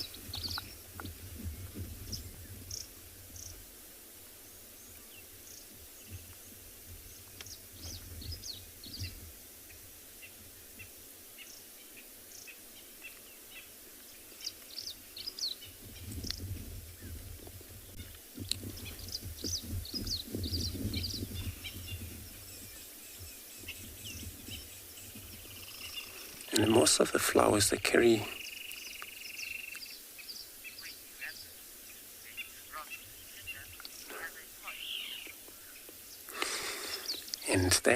water, these flowers, which is water for most butterfly.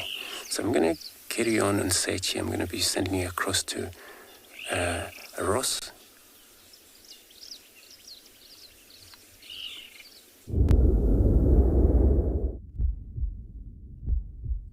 See it? Yeah. Well, welcome back to and Beyond Pinda, everyone. We have decided to go and spend some time by the waterhole now because it's getting really, really hot. And look at this beautiful pod of hippos, which has made this place its home for the meantime. But extra special about this pod is, if you have a look towards the hippo at the back, she's actually got a tiny, tiny, tiny little calf. I mean, I think it probably couldn't be more than a week, maybe 2 weeks old. Let's watch and see if it pops its head up again. It seems to be quite nervous. There it is, there it is. Yeah, it just pops its head up every now and again for a quick second and then pops it back down. There you go. See how tiny that hippo is?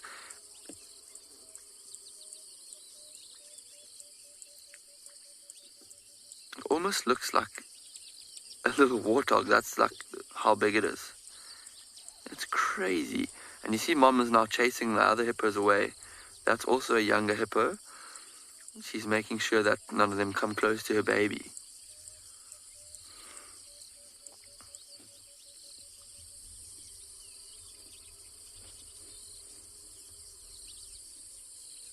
Wow, it's small. And a baby hippo calf like that probably would barely be able to touch the bottom of the water, or the bottom of the water hole rather, because it's still really short. This water hole is quite deep. So what it does is it's actually spending most of its time resting with its front legs against its mother, or sometimes it just stands on its mother's back completely. But you can see now what it's doing is it's walking along the bottom, and every now and again when it needs some air, it'll jump up to get some air. That's why it doesn't stay up for long, because hippos actually can't. Wow. She really doesn't like any other hippos getting close to her calf. Wow. Did you see that? Did you see that very aggressive display of her teeth? And she actually made quite a big noise at that other hippo as well to tell her, stay away from my little calf.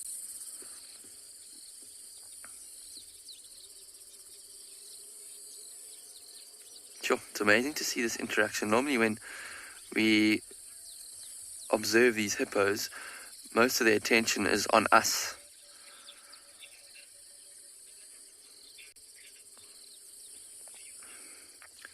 But now, these hippos are very preoccupied with their own social dynamics. But thank you for your question, Fiona.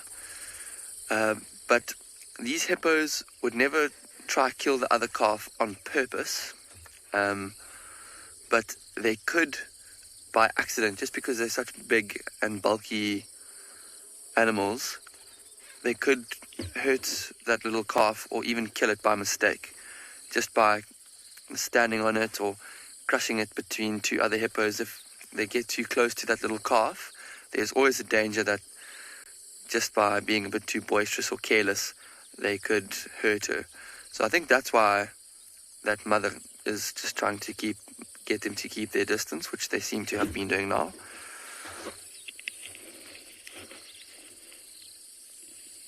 But if there was a big bull hippo here, so a dominant bull who is trying to mate with females, maybe if he tries to mate with the mother of that calf and the calf was getting in the way, he might actually kill it out of sheer frustration. Hippo bulls can be very sort of aggressive towards other hippos if they come between them in mating. So there, that little calf pops its head up again. I think it's just bobbing up and down because it can't reach the surface of the water. I was saying a little bit earlier, hippos can't actually float.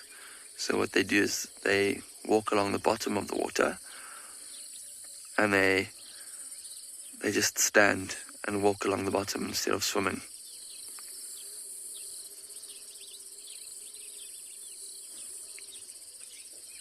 There's also a large crocodile that's moving past in front of these hippos. just lazily swimming by, scanning the banks. Well, that crocodile would also be a bit of a threat to the young baby calf. And definitely if that crocodile came close, that mother would not tolerate it at all.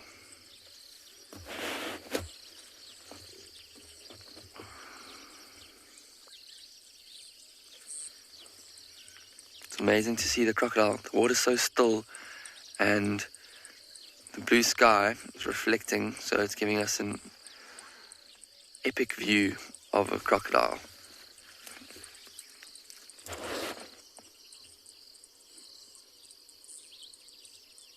You can see all those knobbly scales on this back, almost in silhouette against the blue sky reflection. And then look at its tail, how it's kind of raised its tail out of the water. You don't often see its tail exposed like that. And there's some sort of elongated scales on the back of the tail, which are elongated to help the crocodile propel itself through the water.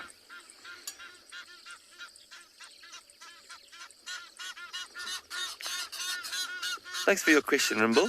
And to be honest, I don't think hippos are bothered by water bugs much at all.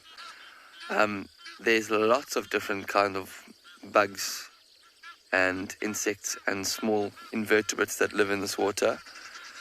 But hippos famously have such a thick skin, they probably can't even feel them at all. I've seen sometimes ticks on the back of a hippo. I've seen sort of small terrapins trying to eat ticks off of a hippo before, but other than that, I don't think much really worries them too much.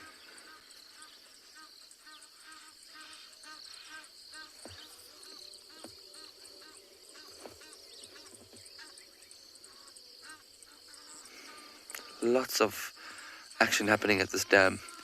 There's 2 pairs of Egyptian geese now that are chasing each other around. Don't know if you saw them or heard them fly past.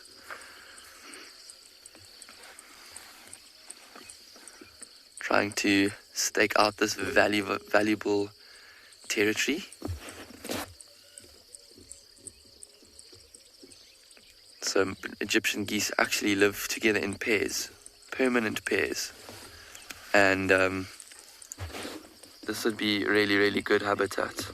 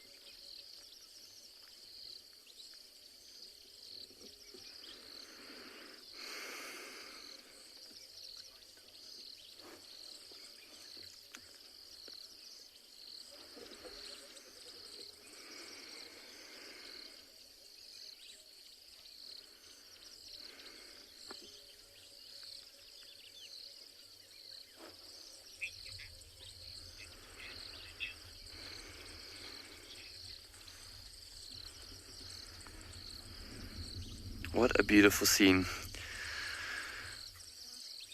So we are going to spend some more time at this waterhole, maybe see what else comes down or what else happens, but we are going to send you over to Andrew at Djuma, who's found himself some stripes.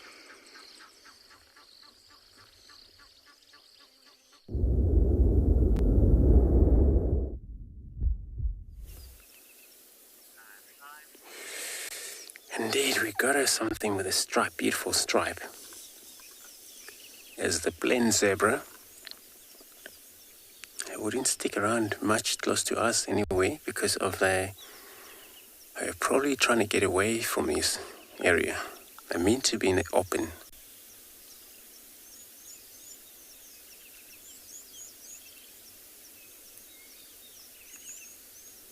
When I got into thick bushes, this is where now they're on a mission, maybe trying to get somewhere where they know it's a greater place for them to be.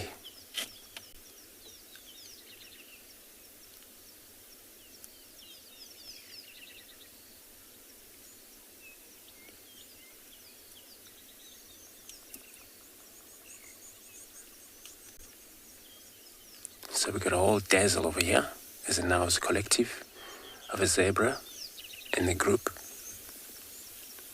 Where it's also a foal there as well, the baby.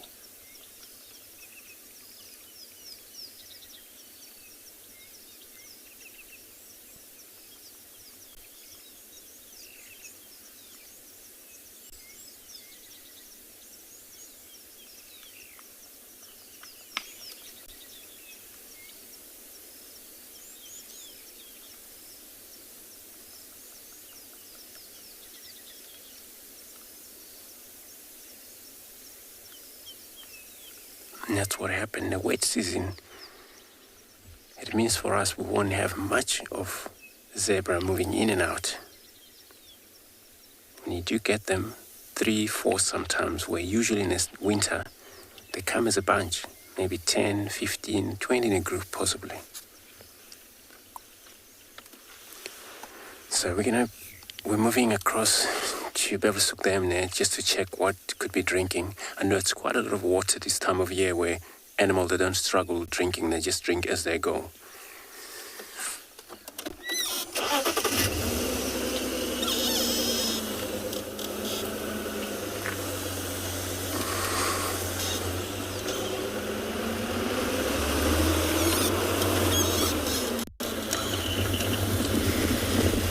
So we're just gonna arrive at the dam there.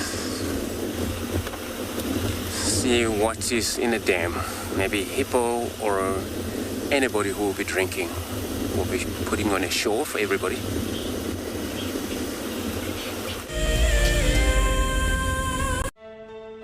Just look at that. It is absolutely incredible. And as far as I can see, that all falls within the reserve. So it is a vast landscape, but we are gifted with these incredible things. You know, the wildcats, the aardvark, you name it. It just keeps on delivering. It's just such an incredible privilege to be out here.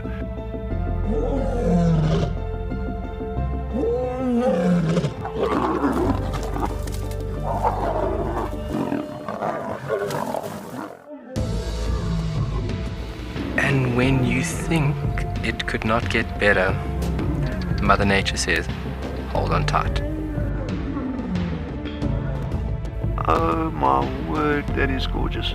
We are cooking on gas this afternoon. Have a look at what we've got. Look at how this is the best day of my gutting career so far.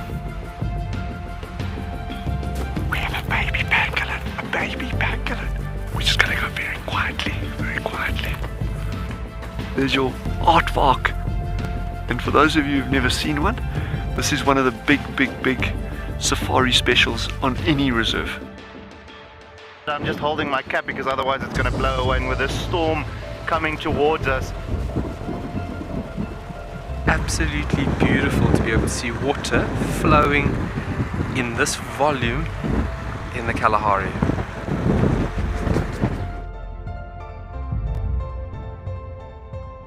Oh, look at that. You can see the structural component of these flowers. It is perfect. Such a treat to be in and amongst these incredible insects. How lucky are we? You can see how close they are to the vehicle. Very curious. Oh, you can do it! There we go. We made it over. Whew. But look at that view. That's absolutely stunning. You can see how they're going into stalking mode. Okay, there we go.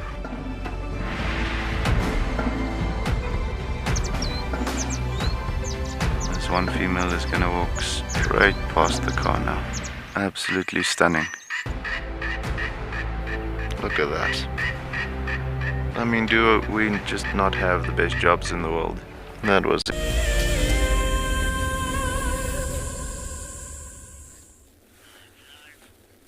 So welcome back to Twalu, and we're still at our Calcrete Pan, and in the very far distance over there we have found at least one buffalo bull. We have seen another one, but he disappeared into the edge of the thicket.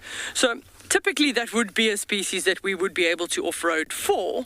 However, we're on one of these Calcrete Pans, so whenever we see these sort of white stones, that indicates a Calcrete Pan, and that means those areas are incredibly sensitive soils, so we don't drive off-road. So that's just one of those long-distance zooms for BK on the camera, because we cannot actually drive closer to him. We're going to cause too much damage, too much compaction, and there is, believe it or not, little micro life below some of these areas. We have this explosion of a fairy shrimp in these pans in the summer season that does provide a lot of food for waders and incoming birds. And those will all lie in these soil areas, and then as soon as the natural pan increases with water volume, then the little fairy shrimps come out. So it is quite a unique little species, a little fairy shrimp.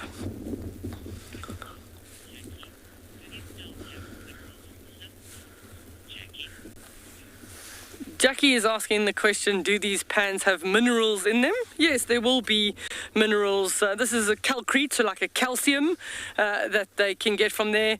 Funnily enough, in these areas, there's actually often areas that are lacking in salt.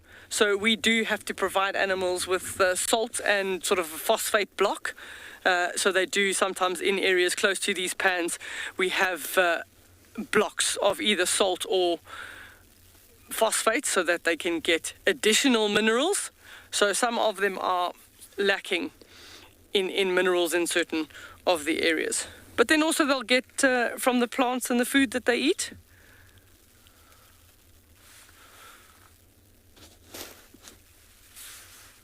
So the calcrete would have been basically formed from sort of a once inland lake. It would have been a calcium deposit, so little marine mammals, but that would be thousands and thousands of years ago. But they do provide nice open areas for all the wildebeest. There's some Springbok, there's some Springbok, so it is a good area for general game.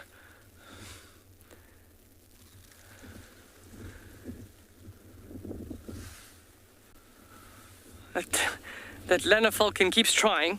It's made 1 or 2 attempts on the doves this morning already, but missed both times.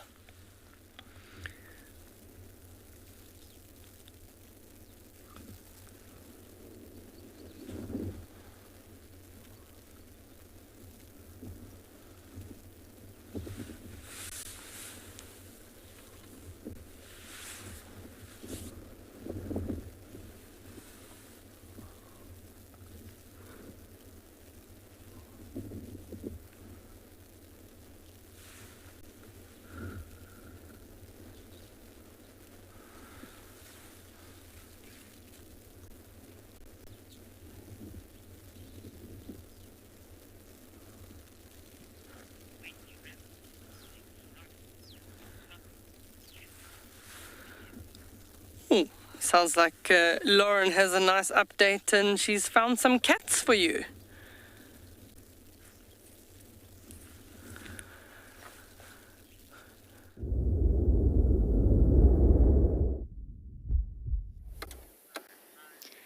We found a Panthera pardus, a very full-looking one. I see a waddle. Now, I'm not going to lie to you all. It's been called in as Tandy, but Kuchava's also in the area. And I don't have a monitor, which makes life very, very difficult for us presenters. Cannot even get a look at that sort of left ear. The left ear for Tandy is such an iconic sort of identification feature. Now, excuse the vehicle. I am just going to say hello for a moment and move out their way. Well done, thank you. Okay, we're going to follow. So Sabre thinks it's Tandy, but I need to get a better look. It's a very full leopardess, that's for sure. We're on Gowrie Main, just east of the junction of Cheetah Cut Line, because I know some of you really like to know the locations of where we see the leopards. Now Kuchava's son, who I have tentatively nicknamed Batman, because he doesn't have a name, and he really should have a name. And I don't like to say he or it. My goodness.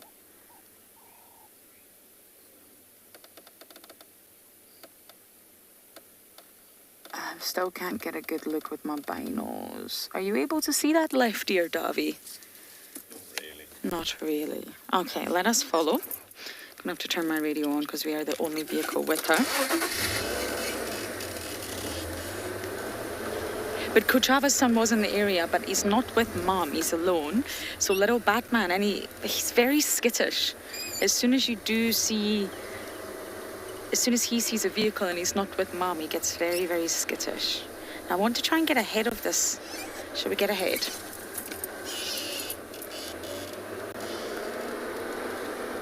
Now we are just allowed to off-road here marginally, not going too far in, because we're high up on the Katina. The minute you're down in the seep lines or the drainage lines, you're in trouble. She's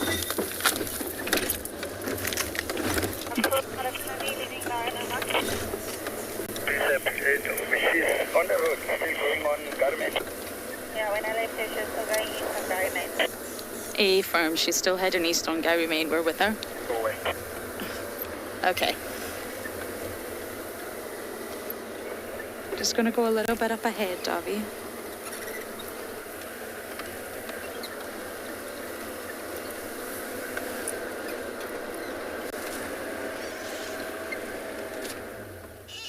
Yes. Hello, girl.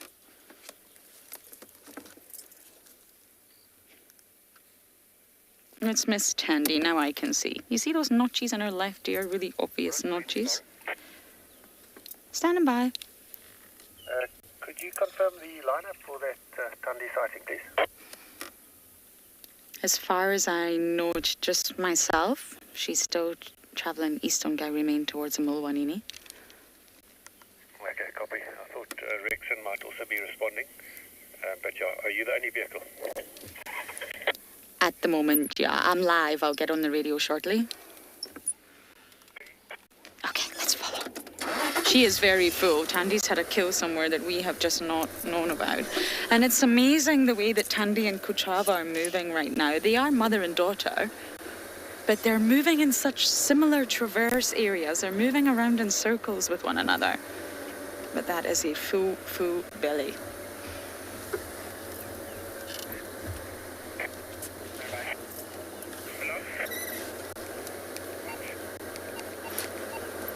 Rexon, do you copy?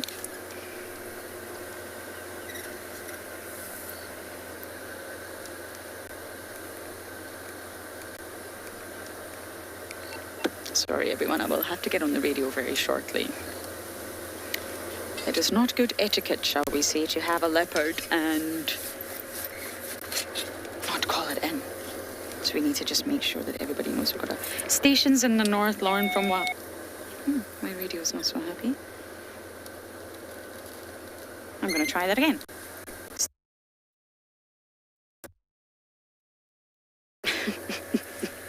Okay, my Dream Drive's not very happy with me today. Okay, let's stop here and give you some views of a very... Okay, let's stop here and give you some views of a very full Tandy.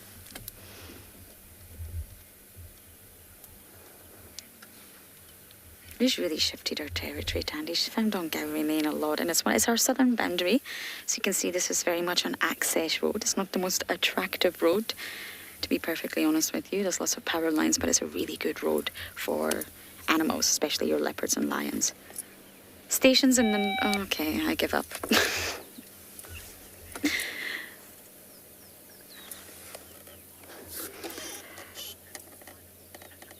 Okay, I'm going to try and get on this radio and figure out what is wrong. And for now, we're going to send you to Swallow.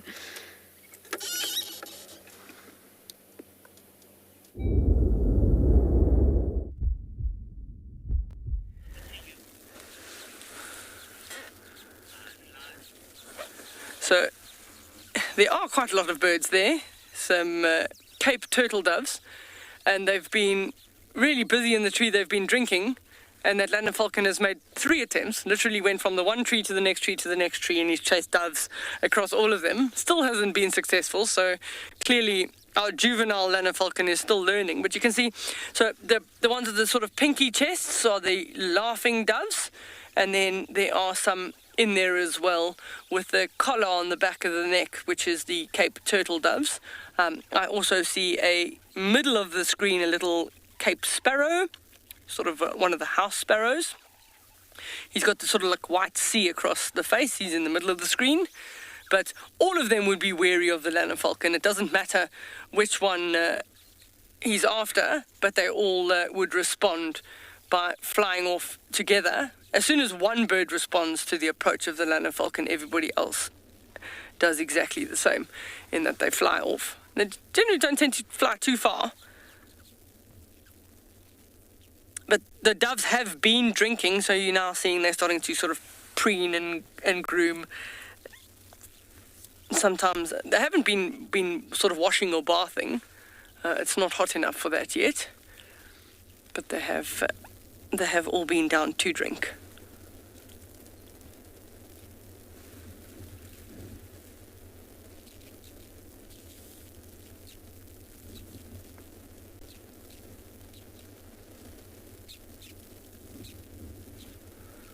So the little sparrow is quite smart. He's safety in numbers. He's all by himself, so he'd rather just sit in amongst all the doves. And then when they go down to drink water, so will it.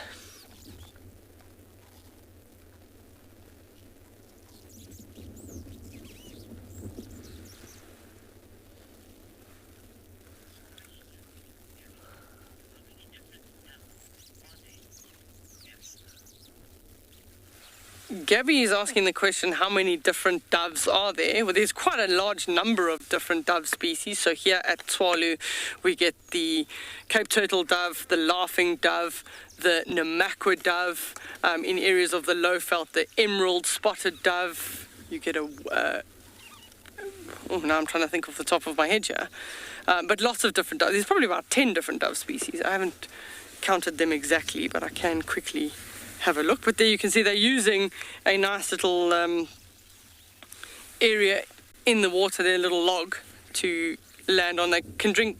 The water's cleaner in the middle than drinking on the edge. So they will go and they'll land on one of those.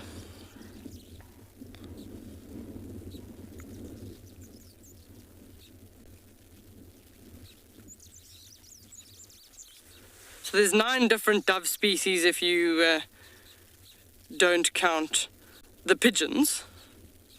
10. There's a lemon dove as well. 1, 2, 3, 4, 5, and about 6 pigeon species. So about 10 dove species and 6 pigeon species across southern Africa. And water for them is essential. They'll drink even twice a day, once in the morning and then once in the late afternoon.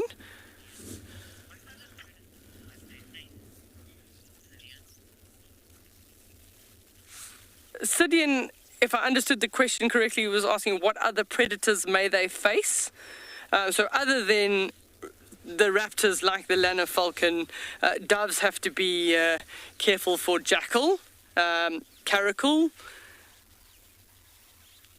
other serval is predominantly mice, so not a serval. But jackal can catch doves. The jackals in the Kalahari are actually very good at the edges of the water holes trying to catch either doves or the sandgrouse. They've recorded many occasions where the jackal will literally rush at the sandgrouse, and because there's a large flock of them flying away from the water, they are successful in catching them. So even at night time, doves are vulnerable when they're perching on the edges of the trees for owls. So like a giant eagle owl, one of their biggest prey, or Verreaux's eagle owl, same thing. One of their prey sources is doves, and they can knock them off the branches at night. And also genets can grab doves at night. So those are the predators, the types of predators that they have to watch out for.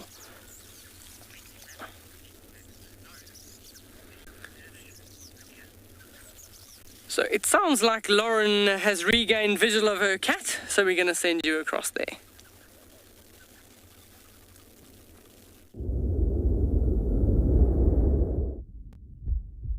It's not just a better visual, it's double. Yes, my Reebs is here, everyone. Look at them. Oh, they really are just the sweetest. He's overjoyed to see his mum. Look at them. Well, I'm not sure how she feels about that. Tandy.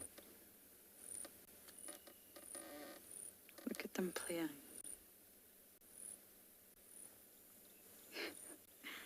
Look at the Tandy smile. Never fails. She is very affectionate with them, though, of course she is. Oh, it's so lovely to see them. And luckily, they're now on Chitwa, which means that we're the only vehicle. And others will join, of course, so I'm just going to keep my radio up. And she's headed south off of Gowrie Main. So they're back on Chitwa, which is really, look at that, which is actually really quite normal for Tandy now. Chitwa seems to be her new spot, if you like. Pardon the pun.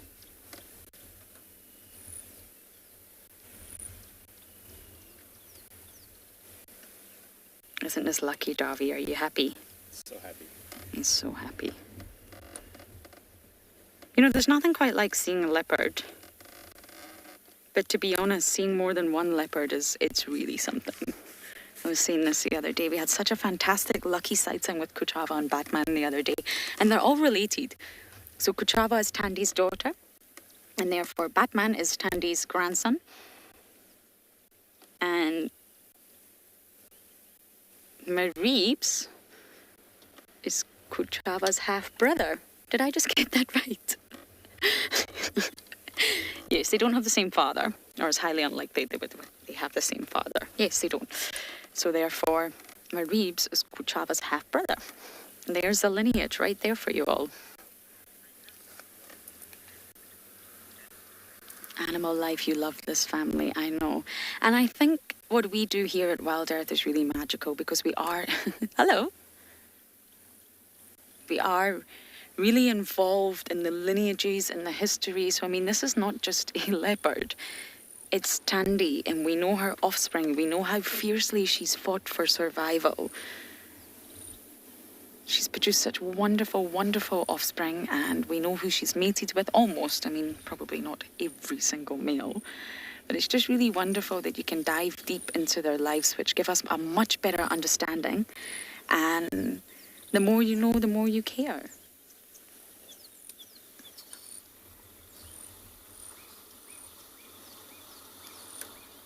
But this is the Mulwanini, and not the Mulawati, the Mulwanini, and we often find them here. Believe it or not, about 15 minutes ago, Davi and I drove this road. And it just shows you how quickly things can change. We're back on this road again, and they're here. Elvis, come in. Are you happy to take over the sighting?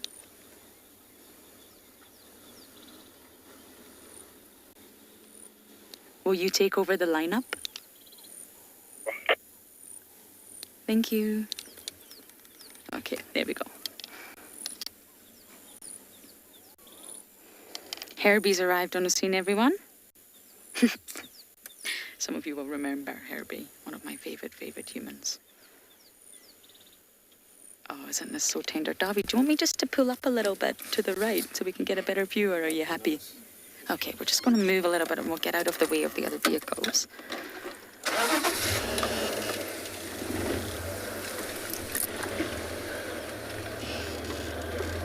Okay, I was happy here.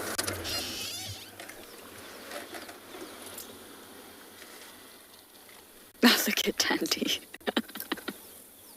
You know, Tandy really is what a female leopard should be. She is incredible. And we call her grumpy, but really she is just absolutely phenomenal. And Mareebs is her 7th litter. She has suffered lots of loss, I'm afraid, but that's normal. There's never going to be 100% success rate. That's never going to happen, I'm afraid, in the animal kingdom. And Tandy has just done so incredibly well to raise all the offspring that she has to independence.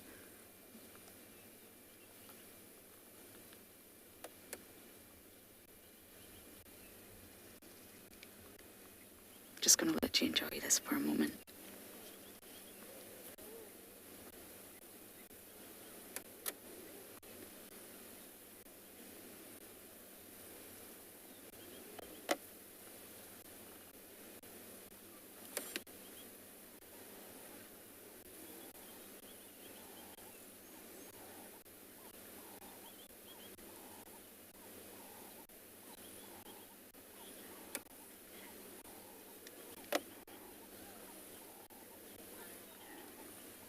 Didn't catch that name. We're actually having a little bit of comms breakup, and it's because of the location. And you're asking how long is it until Mareebs is on his own? Well, he's a year now. March is his birthday month, we believe, and 18 months is normally when male leopards sort of start to reach independence. But it's a process, it's progressive. It's not a case of just waking up as soon as it's your 18-month mark birthday and you decide to leave. He will sort of explore, come and go, keeping a little bit of an attachment for mum, and then eventually he will leave and he will disperse. And of course, that's exactly what life is for male leopards.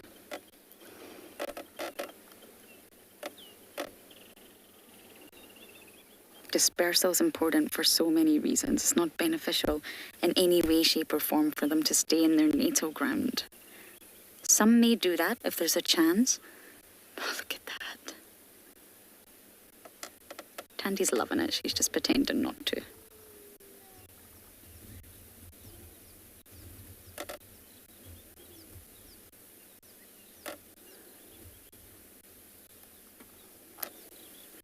It's actually quite remarkable now that I spent some time with aka Batman, how much bigger he is than Mareebs. Mareebs is still quite petite compared to Kuchava's son.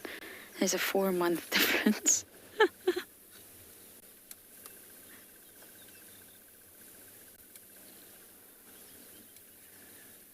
Hi guys.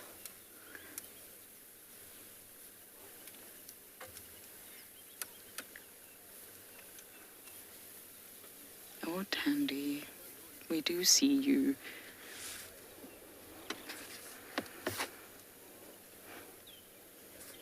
That Tandy smile. Okay, we'll look at them from behind now.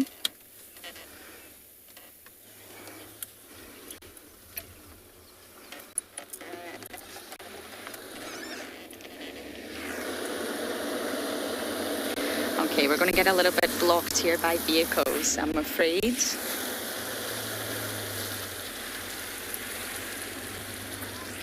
So, yeah, I think we just need to reposition a little bit here. Okay, we're going to try and reposition. I'm going to say hello to Herbie, and hopefully we'll be able to keep up with this pair.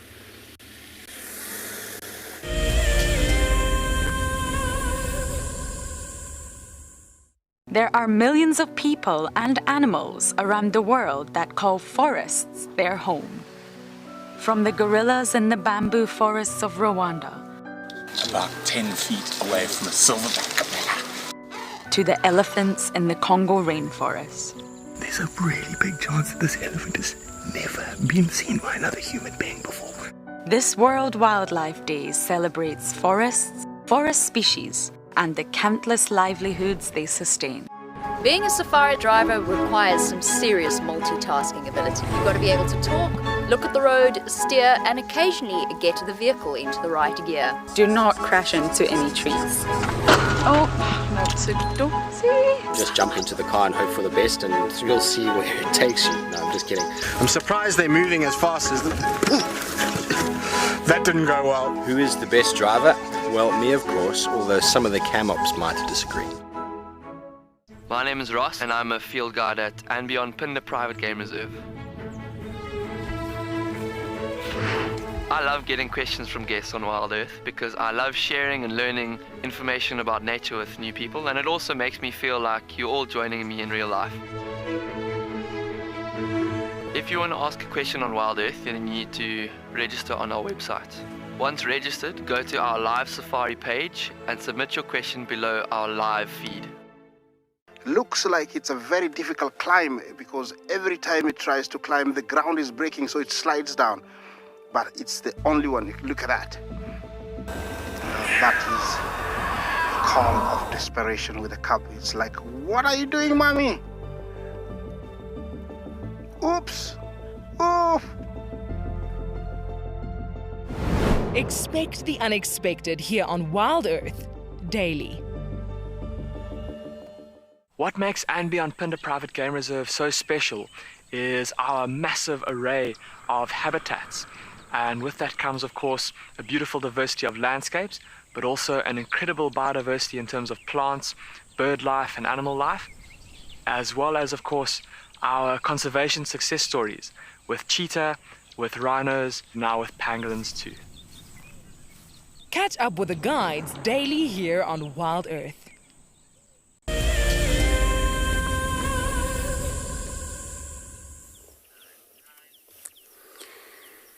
Alright, so we gotta talk about grasses.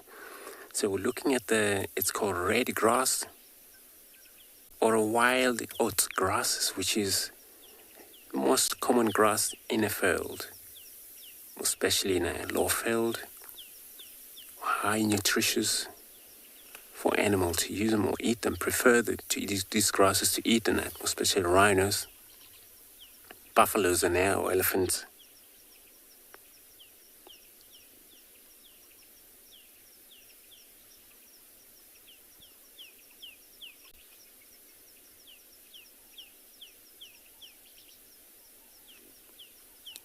And easily grass to able to identify by just looking at in this whole mix of grass over here. Those that you see exactly, the red that is showing, even a little stem of it, it's slightly coloration different compared to buffalo grass that is mixed in this field.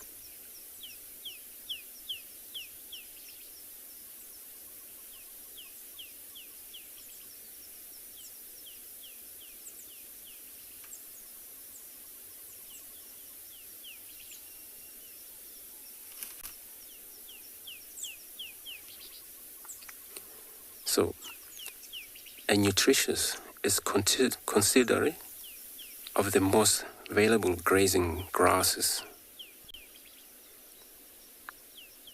in this area. It's very sweet. They mainly grow around where the soil is slightly rich, dark.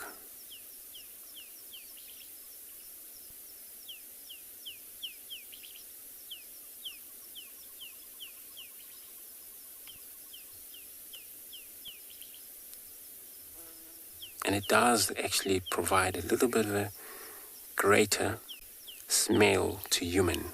Also, that's why maybe the animals love it so much.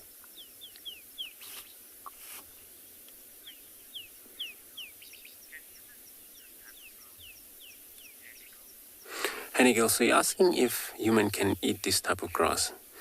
No, there is some grasses where they collect them, some other tribe where they grind them into porridge, but not these one. So name oat grasses just because of the, if you look to the very much red top where the seed dispersed, and it almost looks like a oats plant. But no, it's not eatable.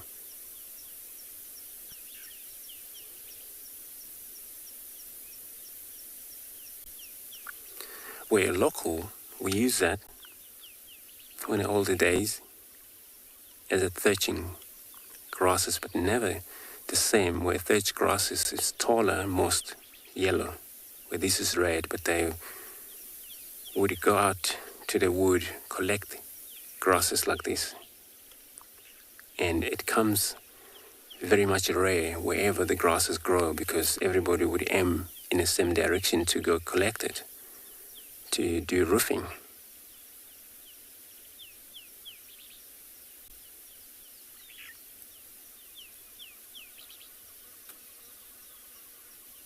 But it's not such a strong roofing grasses as a thatch grass. So I'm going to continue searching on track of elephants now, where you can't find them, but the track's been around. I'm going to be sending you across to Lauren with her leopardy.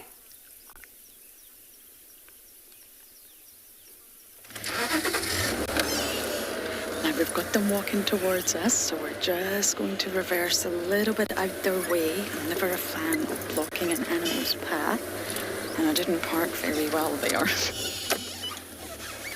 So I've now completely moved out the way. I think there's space for others, and they're walking toward... Oh, Tandy. This is the fattest I have seen Tandy in a very long time. She is huge. What did you eat, my dear? Something very large. Oh, look at them. They are just the best pair. Tandy, he loves you.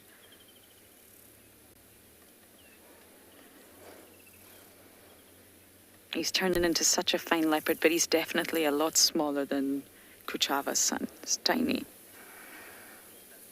And he just wants to be all up in Mum's face all the time.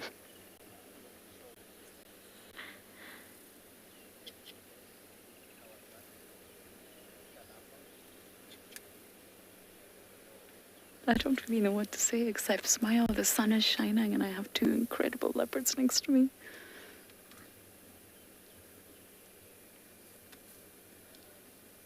Oh, I saw some splashing. Was that a scent mark? I saw some urine being thrown into the air there. Now just let me check how far behind us they are, and then we can reposition. I don't like to move when the animals are really close to the vehicle. Okay, we're going to turn.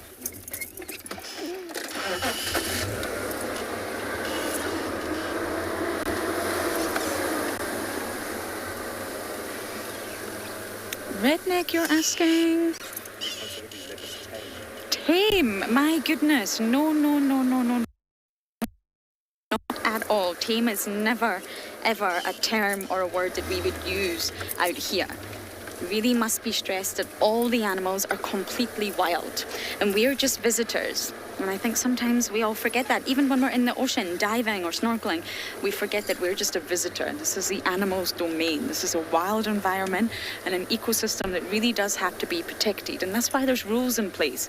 3 vehicles maximum, no off-roading when it's wet. That's why, because we need to look after the ecosystem, look after the environment, and absolutely not tame. Habituated, yes, I would use that word, habituated, but tame, not at all. They're wild animals. And there is something that is termed the savvy sense complacency syndrome. And it's been a term for years. And what it means is because the animals are so habituated here, they have a really good system running that sometimes you forget. And you just always need to slap yourself very, very hard on both cheeks to remind yourself that they are wild animals. And animals are so habituated here. They have a really good system running that sometimes you forget. And you always need to slap yourself very, very hard on both cheeks to remind yourself that they are wild animals and you need to be very, very careful. So not only are we trained, but we also have many rules in place as a guide that you must follow. Can you get them from here, Dobby? If any other vehicle comes, I will have to move. I am blocking the entire road. But yes, there's only 3 vehicles allowed at a sighting. We do have sort of a procedure in place if it's a sensitive sighting, maybe a birth or an injury or a really skittish cat. We have the authority to limit the sighting to 1 vehicle. We give the animal distance. We position in such a way we don't block their view, especially if they're hunting. We don't shine spotlights on specific species at nighttime. So there's lots of rules that we follow here, and that's why. To protect the integrity of the land, the ecosystem, and the actual animals themselves. But tame, no way. Habituation, I believe, is a good thing. Yes, from a human perspective, it seems slightly selfish, and it is. I'm honest enough to say it is. The more habituated an animal is, the more time you can spend with it. And that's obviously a selfish reason. But it's also, in my opinion, better for the animal. Because they're not scared, you know. If you look at Mareebs, he was a little bit skittish, but now he's getting used to being around vehicles. He's understanding that they mean no harm. He doesn't have to flee. He doesn't have to go into that innate response, fight or flight, every single time he sees a vehicle.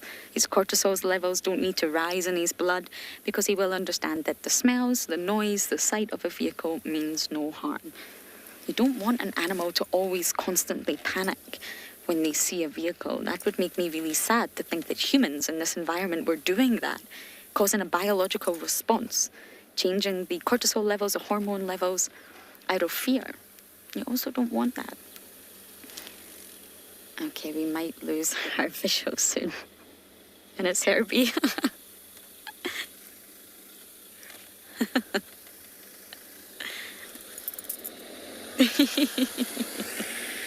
How can you be angry at that smile? I do not know. Okay, I'm just going to go backwards a little bit.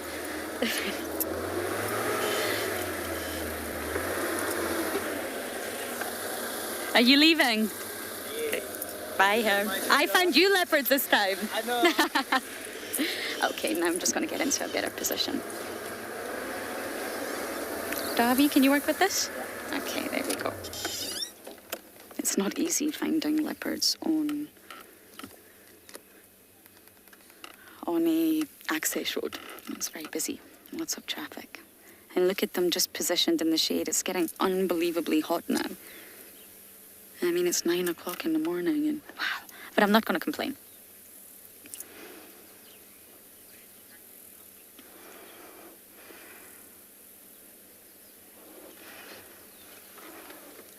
Kevin, you're asking, is Mareebs helping with the hunts? Mareebs will be hunting himself, but it will not be big prey.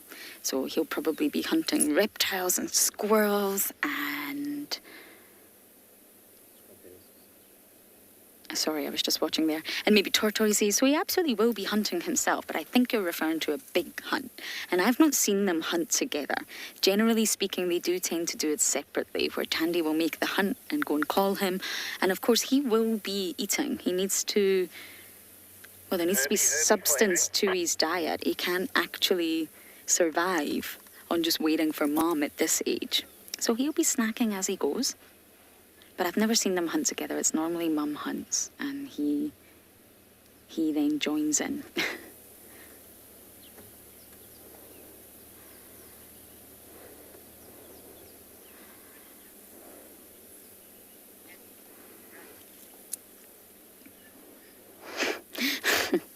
Bobby, that's a great question. My favourite question so far. You would think not, wouldn't you? It's a rather bulbous belly. I know the feeling, Tandy. I really do. But she will be able to run, absolutely. Otherwise, she would be in a lot of trouble if she was that full and she wasn't able to escape danger. So although she looks terribly full, she will be able to run. It may not be comfortable, but she will be able to run. Okay, we're in that tricky spot again where we are going to have to reposition. We're right behind Davy. What a morning this has turned out to be. Yeah, they're far enough away from me to move. Now I'm just going to give space for everybody else. And then we'll try and catch up with them.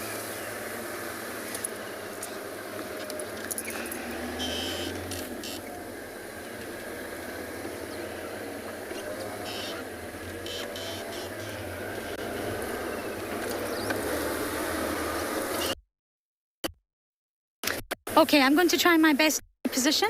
Now we're going to send you across to Andrew for an update.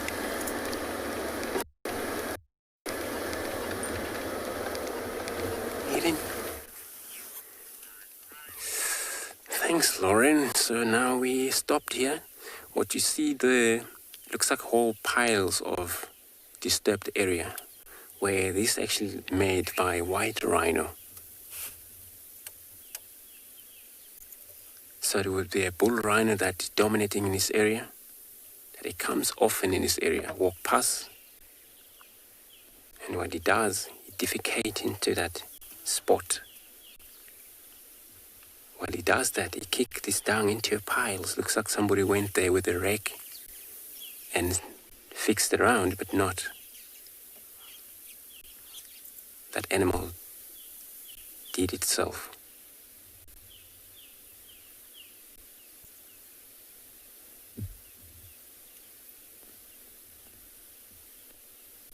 It comes very much very nutritious compost afterwards. Those are other side of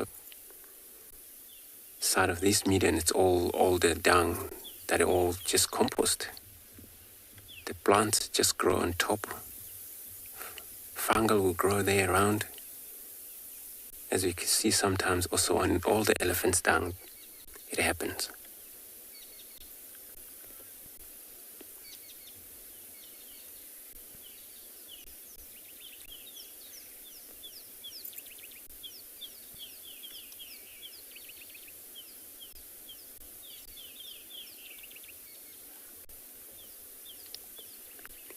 We don't see any fresh defecation in there. And maybe a week ago or a few days ago, the reason is that, these days or this time of year, it's a lot of dung beetles that always around wherever there's a defecation, they're visited and they collect dung as a food and they roll it away as a little balls. Finally, there's nothing left in there. Looks like some of them will feed in that area and bury themselves under that dung.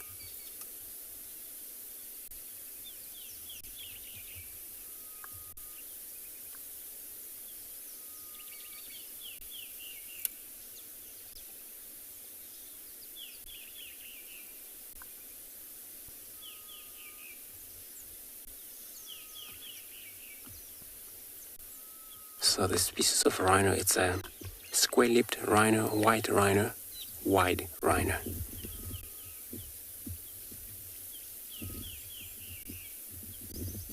It's all grasses, matter that is there only.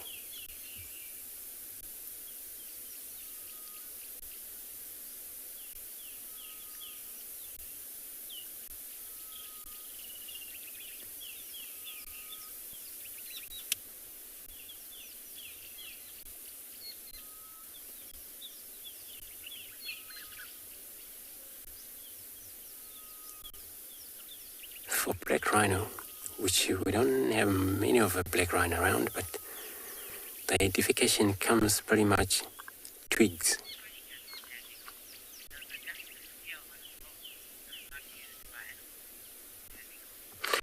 Anigel, you're asking if the dung would disappear on its own if it's never eaten by any of the dung beetles. So mainly for example, in the winter where there's no existence of any of the beetle flying around, they all hibernate on some of the time, and these dungs will remain. And they all see piles of dung, even those of the buffaloes. Every time you drive, you see all piles of dung still remaining for over a month, even though they dried out. So there's no such a way that would be washed off by the rain, because the winter is no rain here for us. So yeah, the dung remain in the winter, but this time of year those are not eaten. Rain come, if it's still soft enough, will be washed off back into the ecosystem.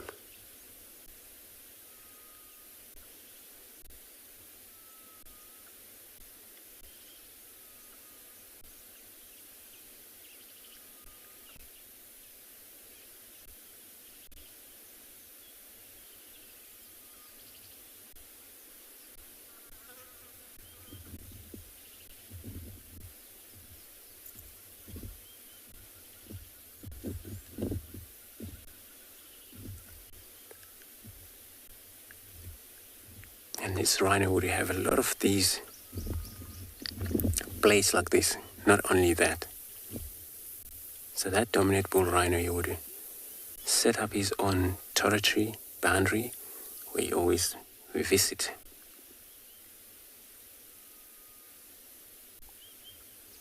But he hasn't been here yesterday or today, then you would see very fresh or flies around, so that we know it's fresh. And you can sometimes see the dung beetles still busy rolling their balls or feeding that.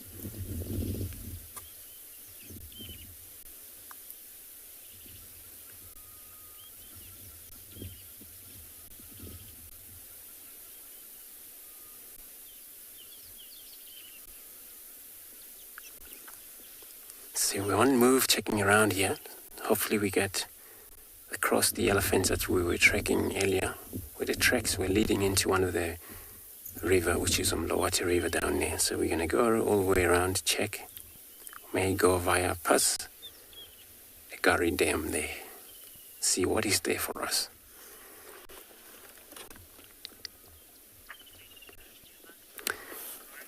Quick link, Juma Lauren.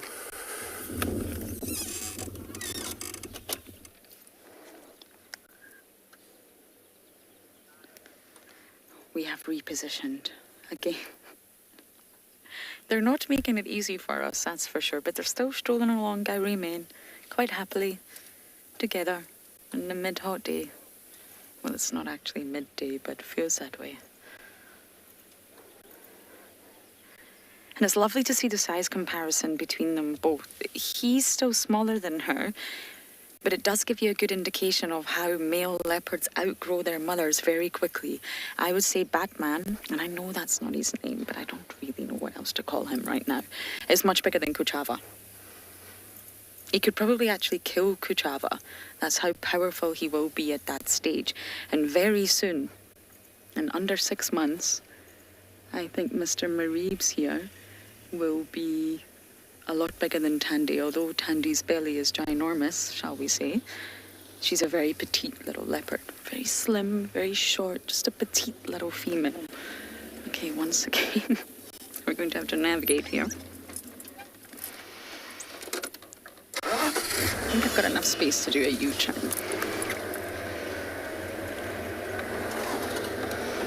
If you ever want to improve your driving skills, oh, look at them, Davy. Oh, they just had a little bit of a battle. Then you can become a guide.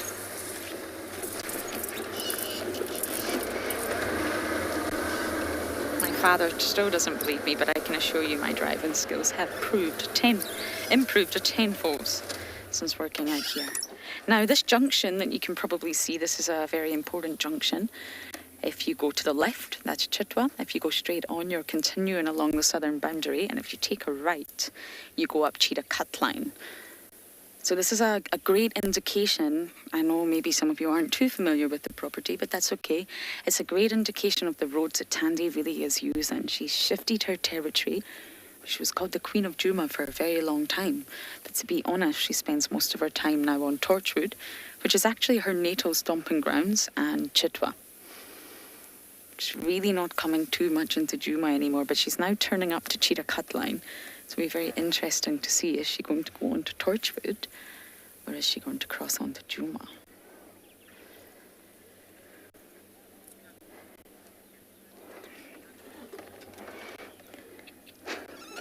Okay, we're just going to go forward here. Do you want to go? It's a bit of a traffic jam.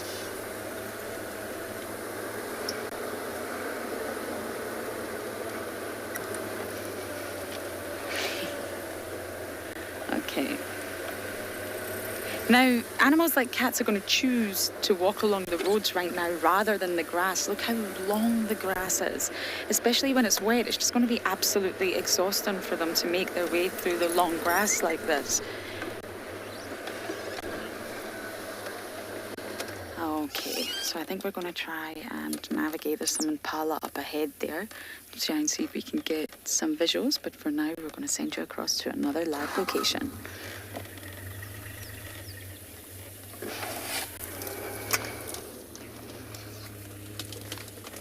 Okay, we are not going anywhere. You're sticking with us. Right, bear with me.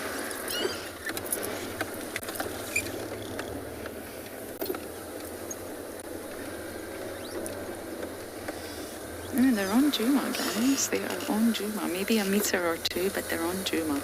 Can you see them, Darby? Okay. Let's just see if they pop back out again.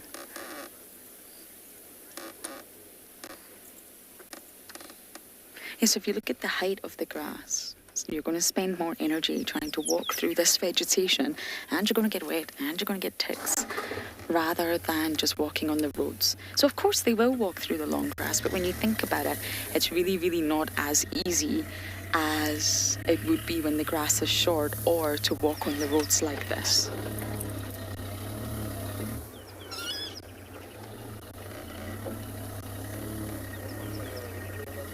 Okay, everyone's going into Juma. I can't see them. I think they're actually walking down the fire break.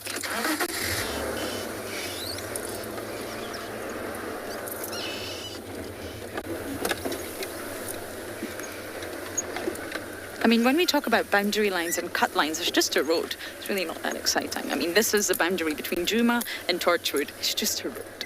To the animals, it's nothing. But to us, it's obviously definitely a marker of where we can traverse and where we can. Missy Kaya. Thank you, Panotti. Okay, they're heading towards Gwenstein. Some of you will know Gwenstein. An old Misikaya, an old hyena den, but to be honest, it's collapsed. The trees collapsed on top of it, so I'm not entirely sure the hyenas will actually use Gwenstein again. Now, we're still okay to off-road marginally on this part. And hopefully we're going to manage to catch up with our queen and be Prince Charming. So for now, over to Andrew.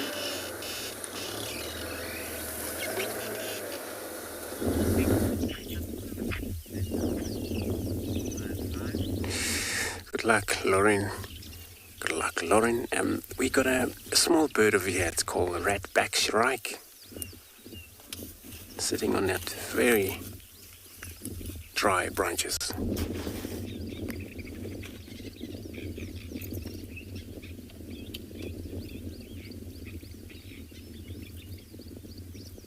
And it's a male ratback Shirax, one of their migration bird that travel all the way back to Russia, all the way back here again, the wet season.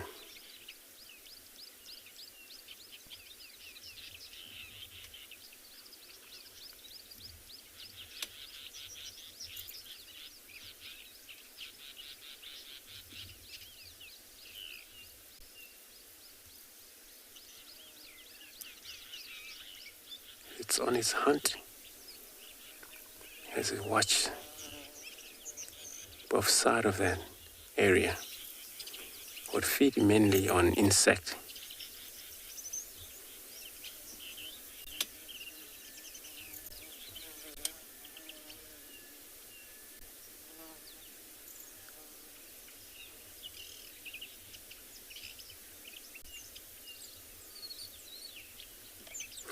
So the female on the belly's got a different kind of a little band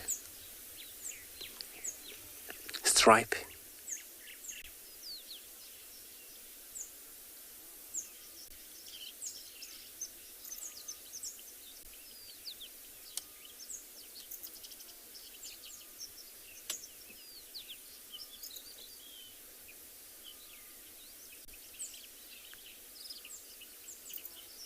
And those are the type of the birds that they hunt from the air, catch its prey from the air. These are grasshoppers and all other insects that they are about flying around.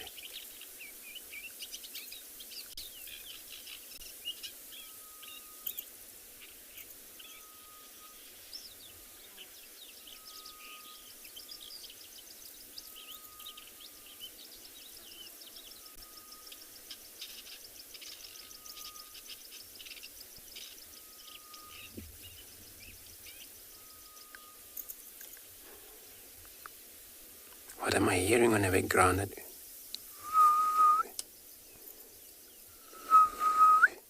Can't do it properly. That's a grey-headed Shirax, another species different to that, but it's also another Shirax.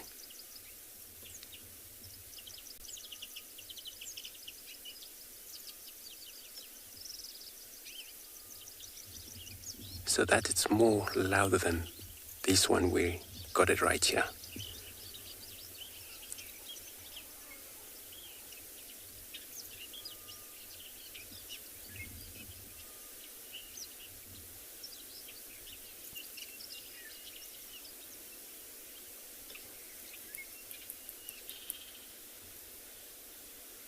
Well, it's looking back, it's gone down.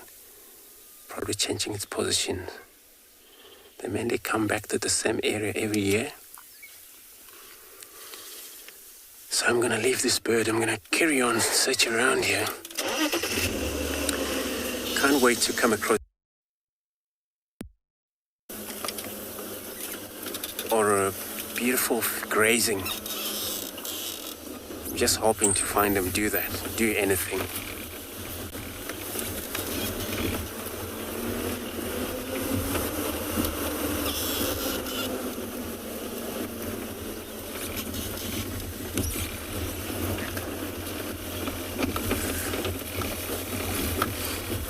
And so I'm gonna carry on, check if these tracks of these elephants came across this road.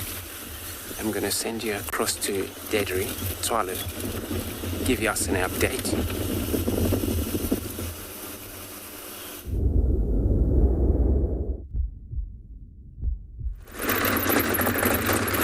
So welcome back to Tswalu.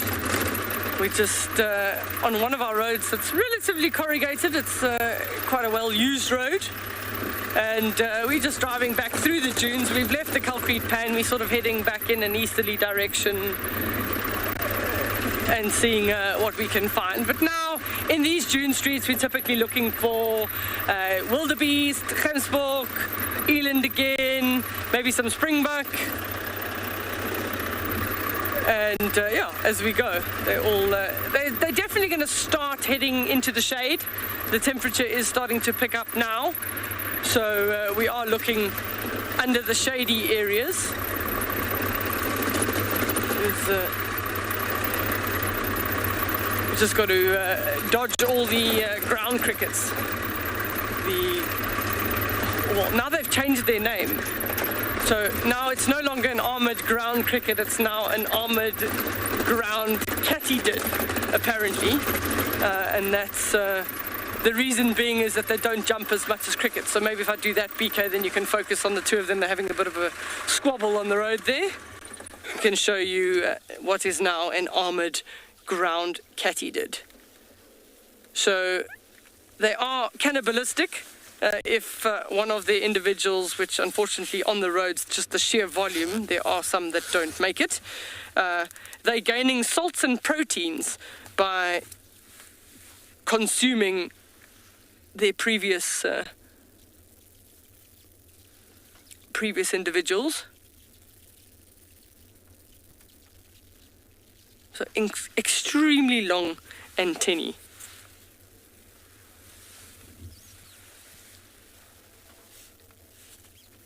Oh, so mine, having a good. Oh, and he even gets a kick in there. We're watching a little bit of WWE here.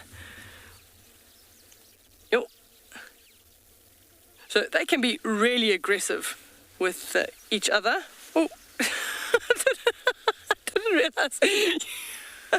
So I'm going to show you here. I'm going to ask BK to zoom in. So this side, I'm going to put him on. But Steph gave him to me, and I didn't realize the armoured ground cricket. I thought he was going to say, well, show them the beautiful Indigofera. And then suddenly something was biting my fingers. Ow, ow. You can go and bite the Indigofera. So if I hold him still there, you can see him. So beautiful pink flower Indigofera. So they also do eat leaves, these armoured ground crickets. And if we zoom in on the area just above the head there, you can actually see the armour, is what they would call. So I'm going to just turn him around. Sorry, BK. He's, and ow, ow, ow. They do have quite sharp little jaws. He is quite a busy chap. So they also vary in colour. So you see them sort of a pink-red. Unfortunately, this one's right in the sun, so probably not the easiest to see. But the coloration amongst them actually shows them whether they sort of ready to breed as females or not. And as they grow and they get bigger and a little bit more experience, then they slowly do change colour.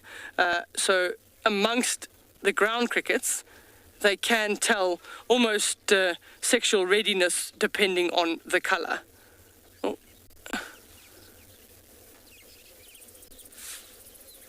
So we just... can you just stay still? There we go. But There's not many a person that likes these creatures. They just find themselves everywhere. You'll find them on your washing line, you'll find them in your house, you'll find them on the walls, you'll find them all over at this time of the year.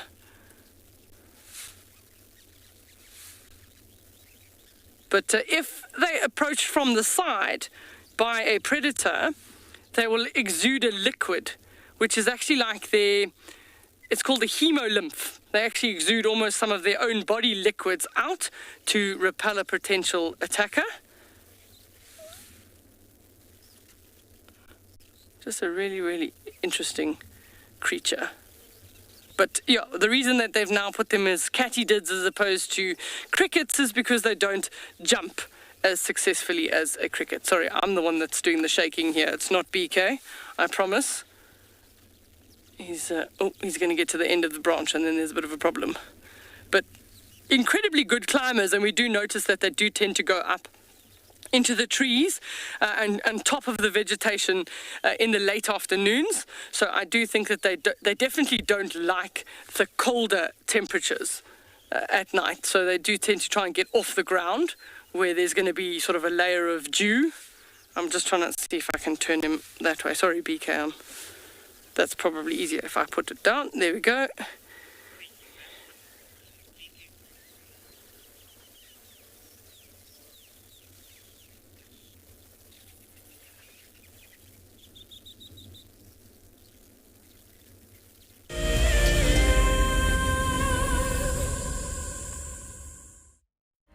Do you dream of traveling to a far-flung wilderness location where life continues as normal? A place where you can escape to nature and breathe. If you become a Wild Earth explorer, then this could soon become a reality. Subscribe today and stand a chance to win regular travel prizes. Wild Earth Explorers, it's in your nature. Sometimes love wants to make you sing. And sometimes love wants to make you bow and fan your wings to your bow. For the southern yellow-billed hornbill, these are signs that love is in the air. These birds are destined for a season of monogamy at least. Breeding pairs are in it for the survival of their chicks. But before love commences, the male needs to woo his valentine with food in the form of nuptial gifts. My name is Taylor McCurdy and I work for Eco Training. I love hearing from all of the viewers. However, I particularly enjoy those of you who have been watching for a few years. Your questions are just so advanced and they really get me thinking. If you'd like to ask a question on Wild Earth, you need to register on our website. Once you've done that, head to the live safari page and submit your questions below the live feed. Okay, there's another big male coming in from our left here. Another big male, look at this. This is the one. Now you're going to see sparks fly, guys.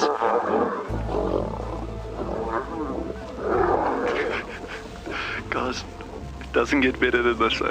Yes, unbelievable. Africa, I love you, eh?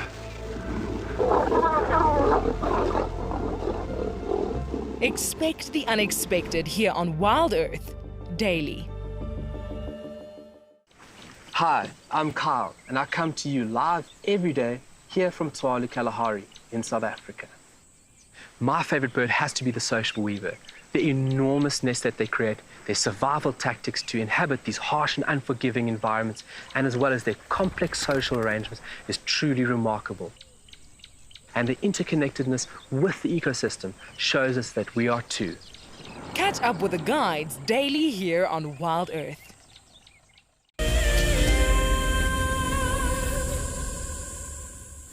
So they really are funny looking creatures. I don't quite know if they're sort of prehistoric or sort of futuristic. Tell us what you think what they look like, but they are quite creepy, just the way that they walk. They're definitely not fan favorites, but they are just amazing creatures to watch. And also, just because they're so large, you can actually get to see those sort of working mouth parts, sort of those legs. He's busy chewing the leg of his friend that was no longer in the road. You can just see the leg moving up and down. He's even using his foot to hold it down so he can chew that properly. And they'll last pretty much, they'll be successful until what we have our first sort of frosts. As soon as we have our first temperatures that drop below 0 degrees, then a lot of these start dying off. But they would have bred, they would have laid eggs in the soil, and then we just wait until the next rains the next year for the emergence of these armored ground katydids.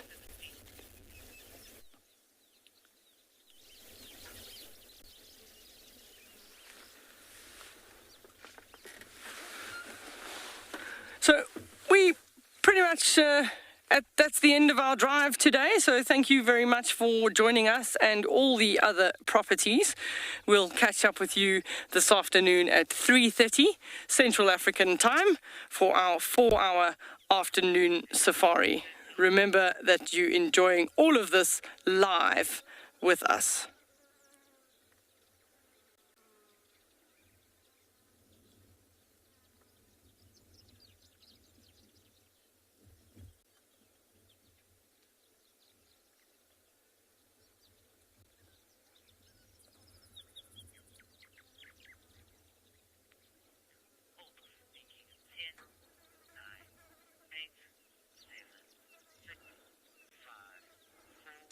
But they're also using that